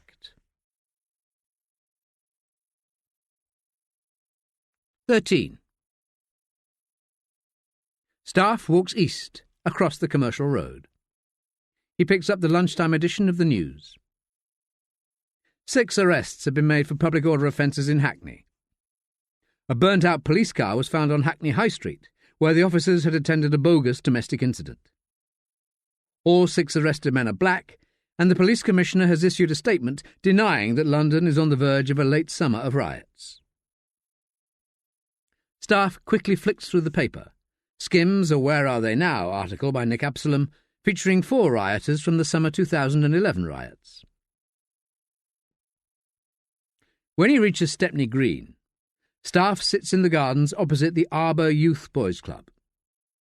The street where A.B. Myers lives was once the hub of London's sweatshops. This is where the communists thrived, where they and the Jews pushed back Mosley's fascists on the day the people said enough, and 250,000 people took to the streets to stop the fascists coming. The police came to protect the black shirts, and the East End's children threw pepper in their eyes, tossed marbles under the horses' hooves, and the people won. Slowly, surely, favoured sons of the East End moved away from the Mile End Road to Hampstead and the North's gentle woods and village high streets. Staffe appraises Aby's slender 3-storey house. Abraham Myers has just come into £20 million, and by all accounts that won't even get close to doubling his wealth. Yet he lives amongst the poor still. Abraham Myers will know by now of the vast increments to his vaster capital. Might he have been aware of the contents of Carmelo's will already? At Leadengate, Staffe had invested an hour, discovered that Myers made his first bob or two running a razor gang down in Brighton, enforcing his illegal gambling books. Only later did he move into property, housing immigrants in slum dwellings in good areas and waiting for values to drop before buying more. He changed the complexion of parts of Notting Hill, for example, and waited for the area he dragged down to rise again. And A.B. has always liked the nags. As the years progressed, he built quite a string. Even now, he still has horses in training. The 20 million from Carmelo isn't to be sniffed at, of course, but it won't change A.B.'s life. So why on God's earth did Carmelo Trapani snub his own son to heap yet more millions on A.B.? A Bentley pulls up outside A.B.'s house on Stepney Green, and a slender, athletic man in a shiny grey suit gets out, leans against the car. He has a suede head and cheekbones like hammerheads. Staffe perceives a look of the ex-army about him. The straight back and the loose, relaxed hands, ready. Staffe clocks the registration plate and makes a call as Josie appears, parking up on the other side of a large skip. Rimmer picks up, and after he's taken the Bentley's details, he says, "I've just finished talking to Northcott's, and Carmelo Trapani saw them 4 times in the last month. He was even in the day before he disappeared.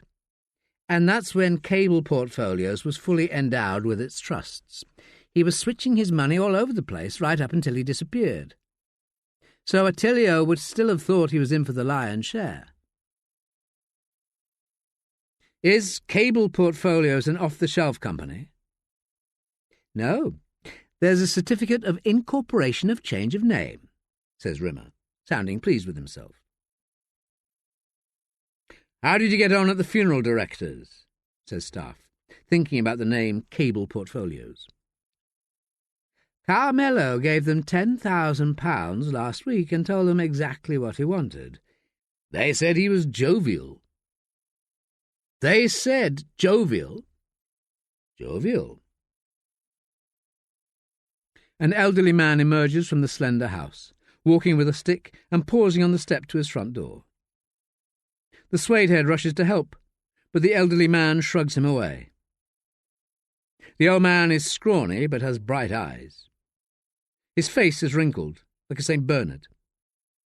Wisps of grey hair float beneath the band of his fedora. "Where are you?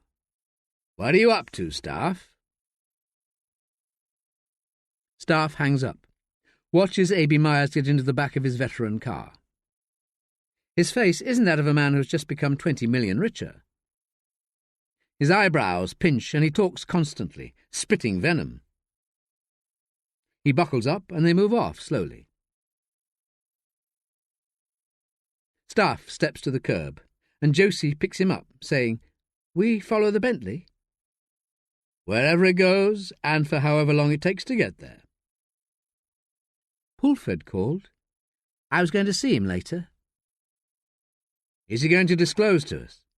Maybe we should go now."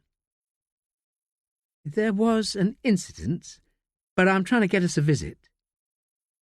She puts her hand on Staffe's knee, smiles across. "He's going to be all right."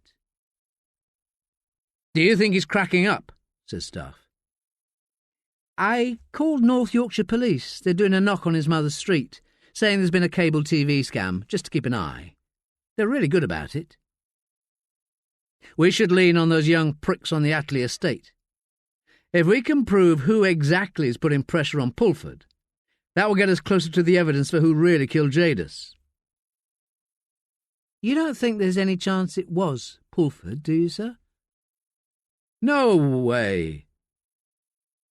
As he says this, Staffe's words fail him a little, but this is what he must believe. "If we put pressure on those boys in the Attlee, word'll get back to Pentonville. You saw what happened in the visitor centre, and if anything happened to Pulford's mother, well, Christ, sir, I'm not sure I could live with myself. And imagine what Pennington would do. We can't move on them until Pulford opens up." Staffe knows she is right. Knows also that there is a law to uphold in the midst of this. Pulford strayed, somehow, and these are the consequences. But he is innocent. He must be.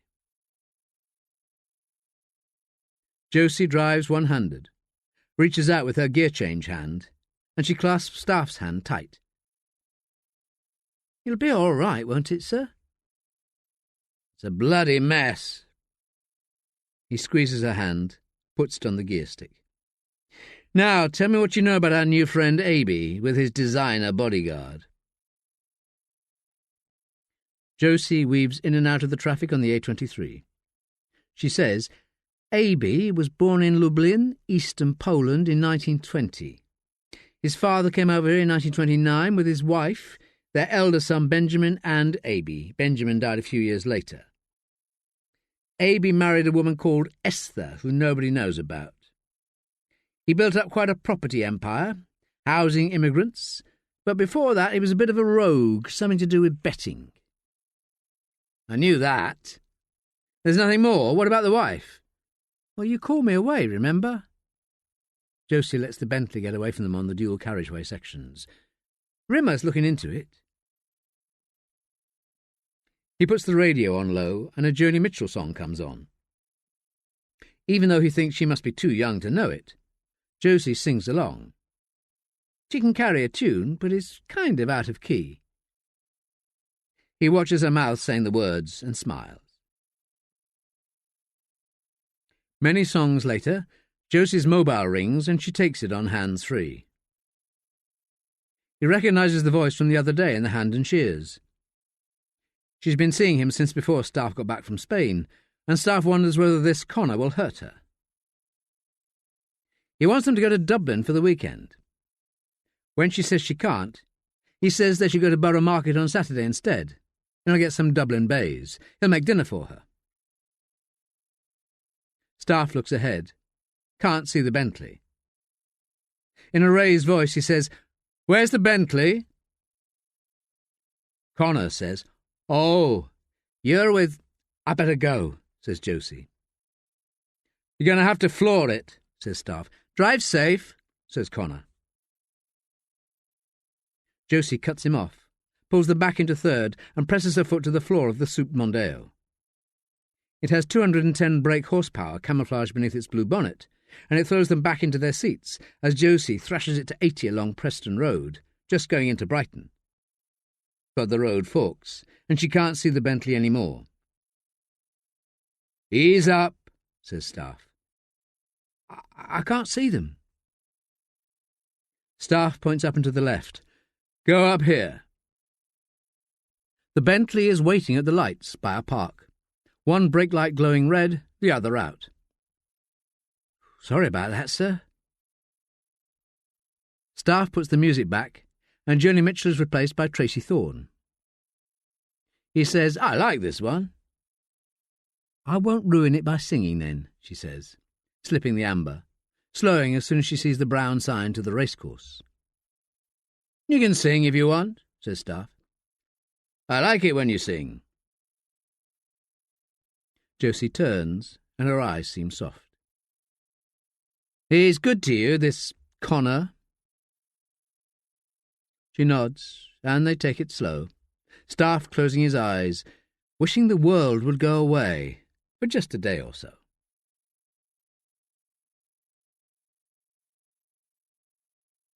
Levi Salmon scrubs down after luncheon service. He is alone in the kitchen with the knives, which he shouldn't be, but Mr. Crawshaw likes a fag after service, and Levi can be trusted. Mr. Crawshaw will be back soon with Chef and Road Knight, the other orderly, and then they will painstakingly return the knives to their cabinet, which will be locked tight. Each knife has a white outline of itself, so even an idiot can tell if a knife has been taken, because its white outline will be glaringly unconcealed. Levi scrubs some more. You can never quite get rid of the smell of fish fingers, nor the cooking fat, which Chef never changes because he's got to try and do a fiddle somehow. Everyone has a fiddle, even if it's only saving 20 quid a month on cooking oil. Yesterday they sent in that young scrote Louis with the tail of Paul Pulford's dog. Levi thinks he might not be able to bear this cruelty much longer, but then he thinks about how his mother has been looked after by Brandon and Hadaway, and how they have to develop fresh talent like Louis, so the older gangsters like him can get a higher ride. You've got to keep building layers of fodder between yourself and the law.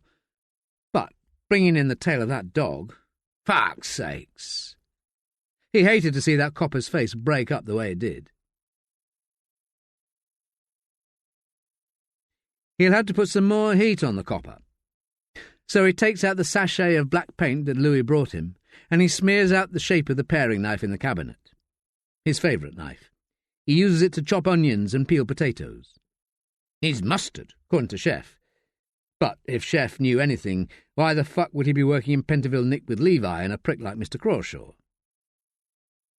There are good screws and bad screws, and Mr. Crawshaw is one of the worst screws. Levi shouldn't be left alone with the knives. What if he was a slasher?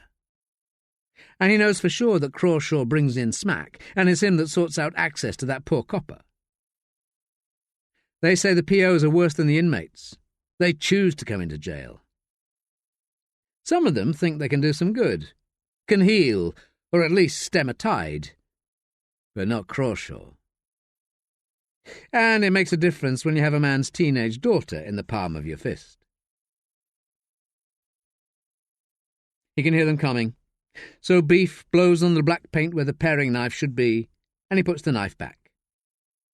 Tomorrow, or the next day, when he takes the knife and wraps it in baking paper and slips it between his butt cheeks so they can't feel it when they pat him down, they won't see white where the knife should be.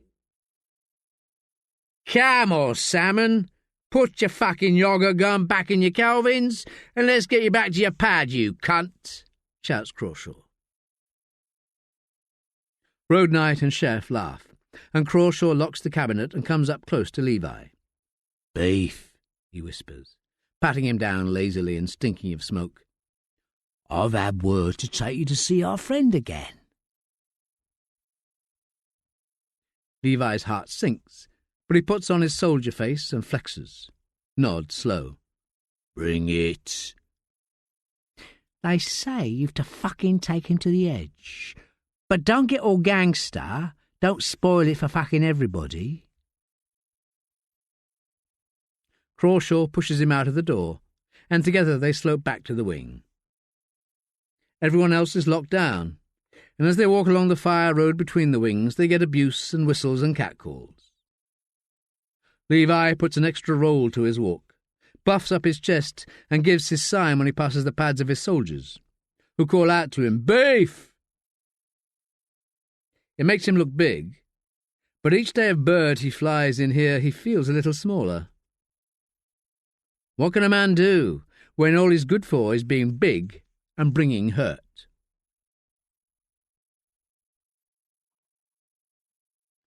"14. Aha! A.B. Myers revisits his past," says Josie, watching the old boy amble from the Park Bentley towards the grandstand. Flicking through the race card, Staffe says, "He's got a horse in the 350. View from above." "Not trained by Attilio Trapani," says Josie. "I'm afraid not." He scans the rest of the meetings at the back of the race card to see if A.B. Myers has any other horses running today.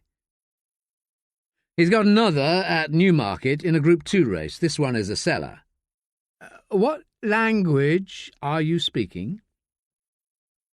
He's come here with an outsider's chance of winning £1,300, rather than go to Newmarket to see probably the best horse he's got racing for a first prize of nearly £100,000. Well, it's not the money that matters, though, surely, not for A.B. Well, he's just come into 20 million quid. It's about the winning. Staffe locks the car, parked up at the side of the Fox on the Downs pub, opposite Brighton's racecourse, high above the town. You can see the sea, a smear of battleship grey today, and a hint of Europe. A steward on the door of the Prince Regent's suite actually bows as A.B. and his minder pass. Staffe punches a number into his phone as he and Josie join the scant midweek gathering. "Finn!" Staffe keeps an eye on the balcony of the Prince Regent's suite. Sees A.B.'s minder checking the place out. Finbar Hare answers, and Staffe says, "A.B. Myers. How much of a player is he in the racing game these days?" "Hang on." The line clicks off, and a few seconds later Finbar Hare is back. Finbar Hare, whose spread betting firm sold out to a big boy 5 years ago, netting Finn a few million. 25 horses in training, down from over 60 a few years back. I don't suppose he's got any with Attilio Trapani. Wait. Staffe borrows a brush from Josie and grooms his hair. Finbar says, "Myers has 6 horses with Trapani, all promising 2-year-olds, and switched there from Ransom's yard just a month or so back. There's bad feeling in the game against Trapani, so my boys say. For what it's worth, A.B.'s horses are a class above anything else in Trapani's yard. You in Brighton?" "How do you know?" "Seagulls. Who's the detective now? A.B.'s got one down there today. View from above." "Do you fancy it?" The suede head clocks in from the balcony. "No." Staffe hangs up and buys a trilby and a tie from the Brocklehurst stall, to which Josie says, "Oh my, doesn't Sir brush up mighty fine?" She hooks her arm through his and says, with a nod of the head and a pucker of the mouth, "Shall we?" In the bar upstairs, overlooking the winning post, A.B. Myers is surrounded by a group of men in suits. Binoculars festooned with racing badges, and on their arms, pretty younger women with exceptional legs and cheekbones like wing mirrors. This is not-so-new money, maintaining an ascendancy. A.B.'s gang stand around a large wine barrel and drink from flutes charged by 2 bottles of Veuve Clicquot.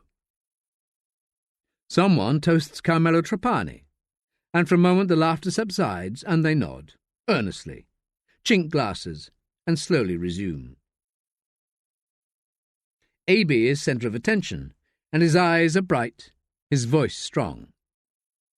When he speaks to the women, A.B. places his thick-veined fingers on their arms and makes them smile even more brightly. Here, thinks Staffe, is a man absolutely in his element, at the centre of his world. At 3 o'clock, the gang drain their drinks and follow A.B. to the parade ring. They laugh and joke as they go, Any problems in the world reduced to a few known elements. Are the odds right? Is the horse being sent out to win? Are you on or are you not? All of which is not known to everyone on the track. In the ring, the trainer, Ralph Hambro, a quintessence of the English country gentleman, introduces his jockey to Aby. The jockey is a young one, and he removes his riding helmet, pats down his hair. As Aby whispers in his ear, Hambro looks away. The young jockey smiles, quickly covers it up. Staffe and Josie take up a position in the stands and can see onto the balcony of Aby Meyer's box. From the start, view from above is settled in behind the front horse, and for the first 3 furlongs, the jockey has his work cut out in holding the horse up. "He's got a double handful there," says Staffe. "What?" says Josie. "Does that mean he's going to win?" She pulls out a ticket from her pocket. "Look, a fiver at 5 to 1. "He should wipe the floor with them." Entering the last furlong, 6 lengths behind the leader, the jockey on view lets his reins out an inch or so, and Aby Meyer's horse accelerates. But the leader gets a slap down the shoulder from its jockey. "Come on, View!" shouts Josie. Her call drowned as the crowd thunders its encouragement for the favourite, which holds View from above at bay all the way to the line. 5 yards past the post, View from above surges ahead. Too late. "Damn! He should have won."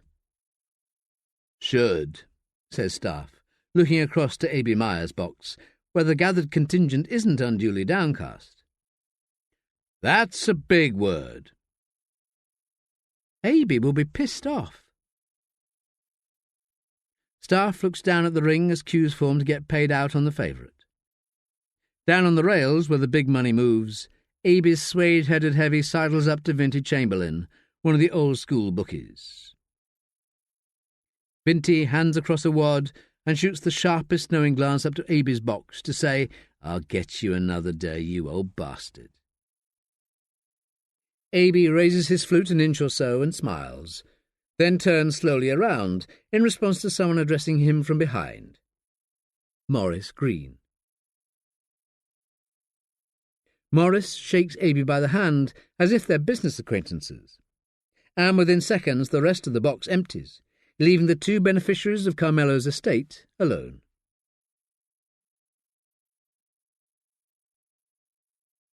Maureen Pulford bows her head into the north wind on MacIver Street. She hasn't been out of the house in days, and knows she shouldn't let things get her down. But since David went to work in London, well, that was 6 years ago, and before that he was at university, and before that away at school. Just thinking about him makes her both joyous and sad. Maureen looks to the sky, sees the sun is lighting the thin edge of a cloud. It will soon break through. As she walks, she calls, "Simba!" But more in hope than anything. He's been gone 3 days now. In the 14 years she has had him, to replace David when he won his scholarship to that wonderful school, Simba has never strayed more than 20 feet. She fears he has taken himself off somewhere. The vets said he had a cancer and was too old to operate on, but he had at least a year left in him. "Simba!" she calls, passing a large card that reverberates with deep bass music.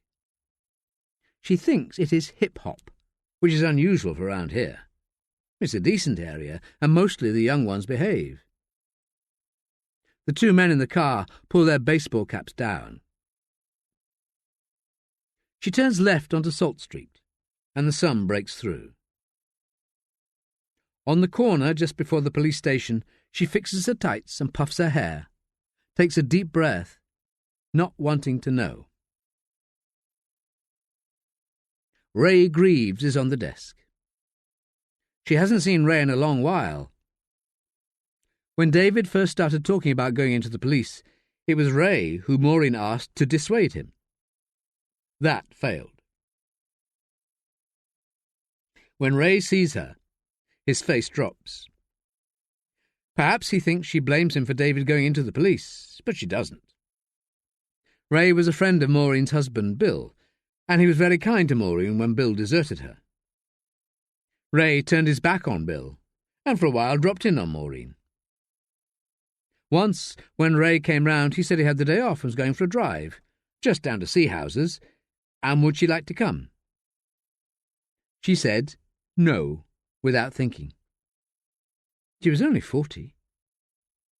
She's 52 now, and she thinks how young she was then, so young to be putting herself on a shelf. Ray looks at Maureen as if he is about to break bad news, and she can't help herself. She bursts into tears, and Ray rushes from behind his counter, wraps his arms around her. "I'm so sorry," says Ray. "I should have come round." "I feel so alone," she says to Ray. "We're keeping an eye on you." Maureen looks up, says, "You are?" "I'm responsible in a way." "Oh, that's ridiculous," says Maureen. "You came to me. You asked me to talk him out of it." What's happened, Ray?" says Maureen, seeing something in his eyes, feeling deep in her heart that something is wrong. She clutches her stomach, and Ray reaches for her. "Is it David?" Even before Ray answers, she feels as if she'll be sick. "I'm so sorry, Mo. It looks as if there's going to be a trial." Which is when Maureen's legs give way, and Ray Grieve stoops down to catch her.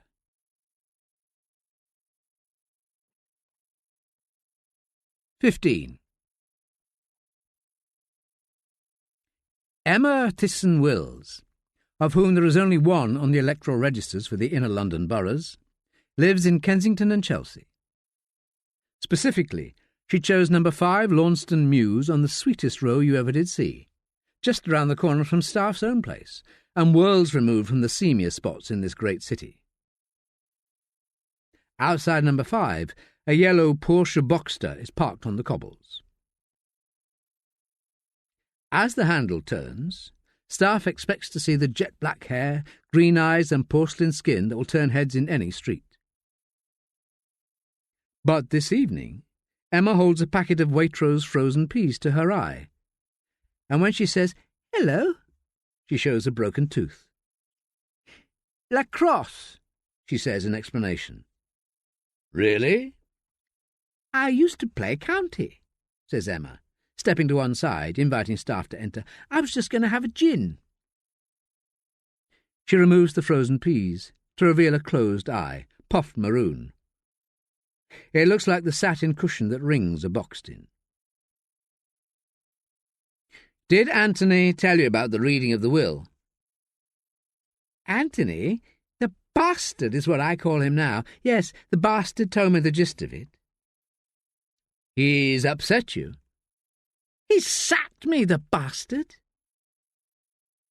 Emma cuts a curl of lemon zest with a paring knife, pops it in his gin and hands Staffe his drink, plonking herself heavily beside him on the sofa, crossing her legs. "Carmelo was his main client, you see." "Well, surely he saw it coming, that Carmelo wouldn't last forever."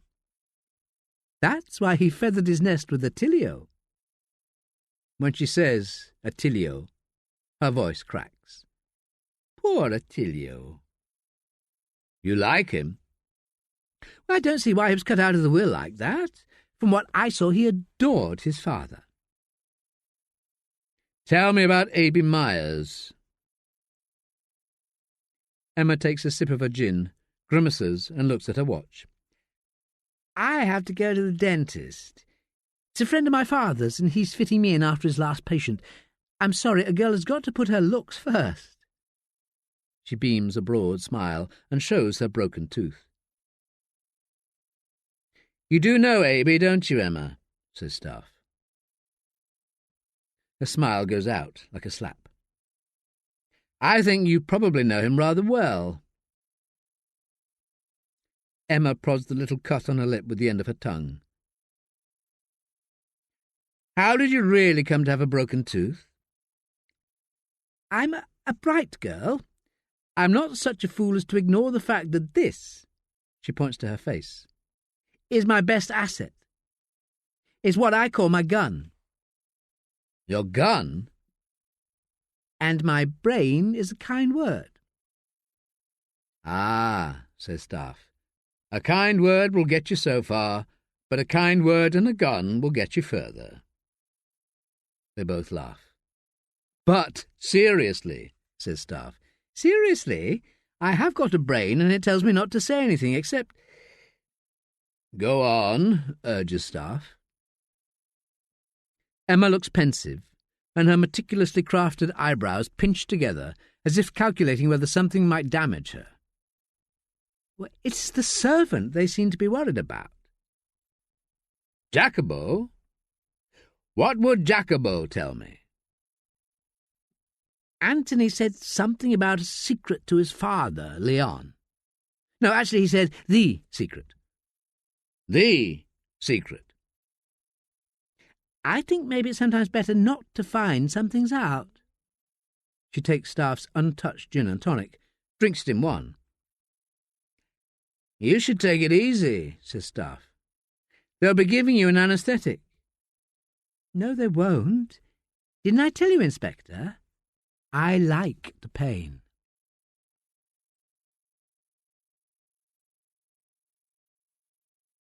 Vanya Livorska's jaw drops an inch.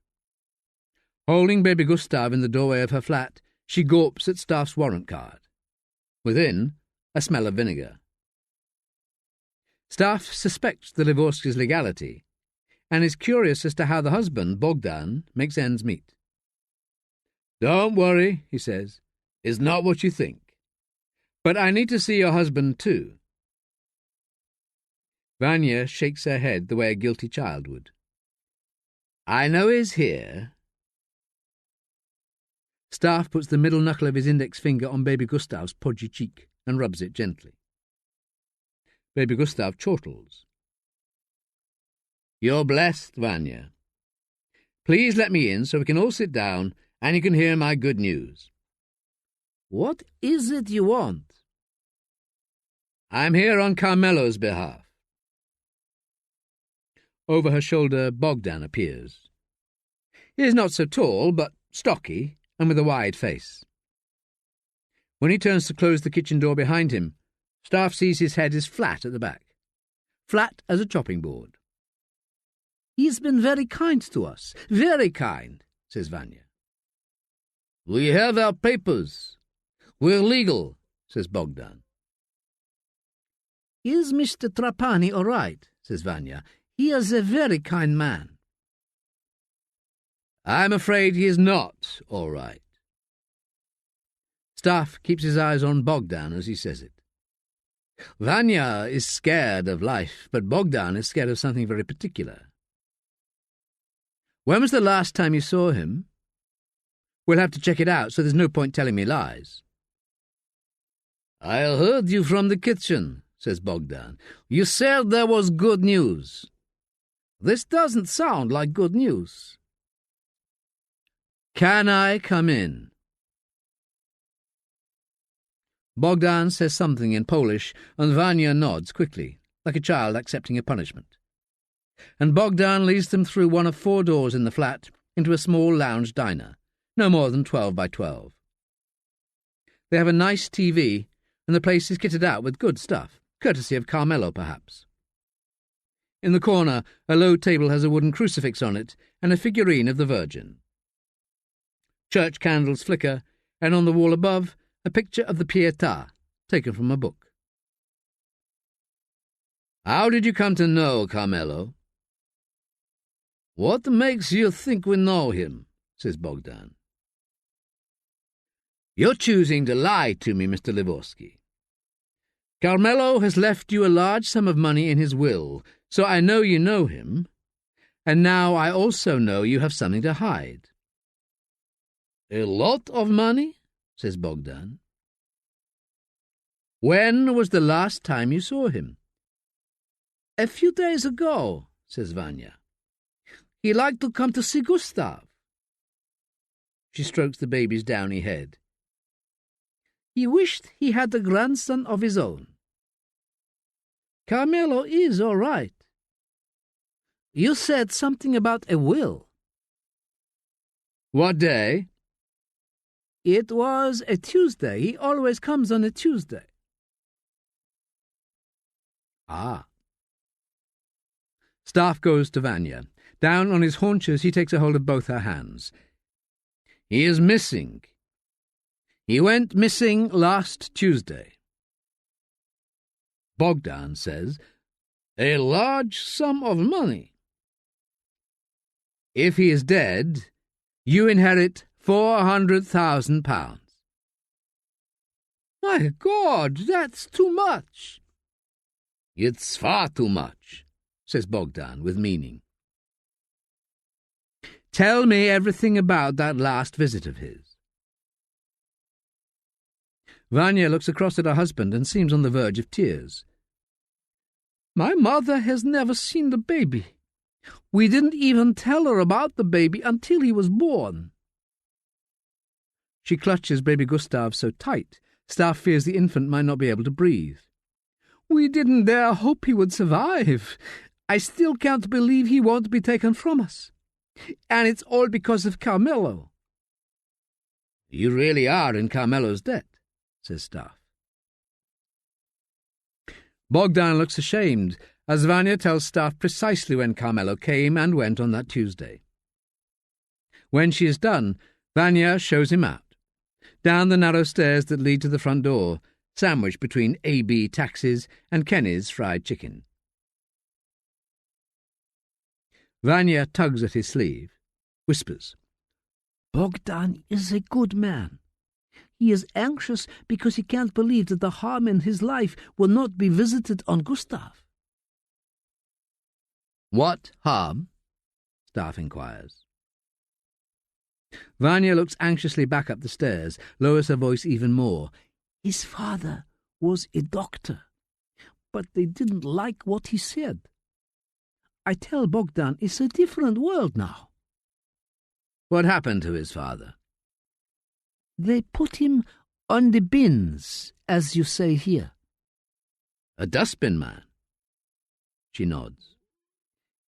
And Bogdan was training to be a doctor too. He wanted to be a surgeon.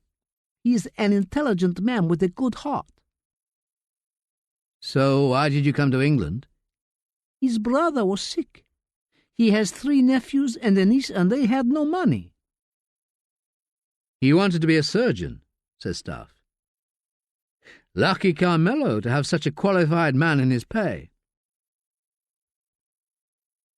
Staffe strokes baby Gustav's head and says he hopes Vanya can take her son to visit his grandmother soon.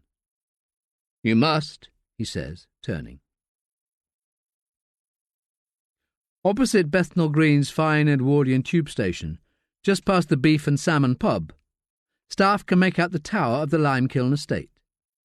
And he makes an adjustment to his day, decides to call on another mother.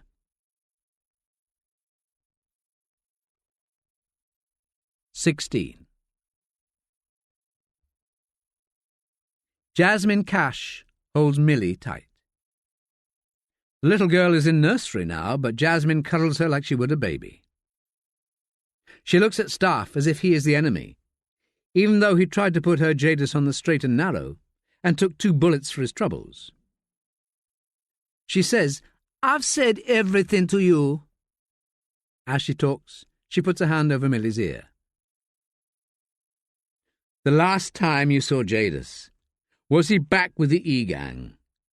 You have nothing to lose by telling me, unless they're still looking after you, of course, which we could soon establish. And that would mean you're receiving, and that's not good. Millie's dad was murdered. Even your own people think your sidekick killed him, and you come asking me questions. Staffe looked at the 50-inch TV. On the sideboard, as he came in, he saw a set of keys for a Range Rover. The night Jadis shot me, he was scared. I looked into his eyes, and he chose to pull a trigger twice. We were stood as close as you and I right now when he decided he wasn't going to be man enough to face the problems he made for himself and for you and Millie. He took the coward's way. That doesn't mean someone can take his life in revenge. Jadis was scared that night, and you know it. Had he become a liability? He wasn't bringing in, but he was still taking out. And he knew everything. He was a risk to the gang. That's shit. What about his bank draft scam that backfired? Who's at the top, Jasmine? Jasmine looks at Millie, says, I need to put her down. I don't think it's Sean Hadaway. Is it Brandon Latimer?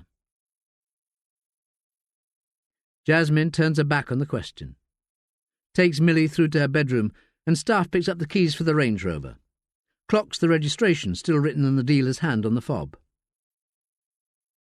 When Jasmine returns, she says, I was told you couldn't come around here no more, not with your sergeant friend going down. He didn't do it. So, I have to do what I can for my sergeant, even though he is a friend. The person who killed Jadis is close to home. I think you know that too. He jangles the Range Rover's keys. This can't be the value of a man's life, can it? Or an innocent man's freedom. Millie yells out, and Jasmine rushes through. Staffe phones the registration details of the Range Rover to John Bore and opens the fridge. 2 bottles of vintage champagne in the door. When Jasmine comes back, he asks if he can use the bathroom, goes in and runs a tap. The bathroom cabinet reveals a combination of what a woman needs and what a child needs, and a little of what a man needs. Staffe removes the top from the shaving foam and sees the nozzle has an excess of fresh foam around it. He flushes the toilet, goes back in. I can see you'd need a man in your life, Jasmine. You think I need a man? You're wrong. I will find whatever I need to find. But I don't want to have to call on your mother over in Plasto.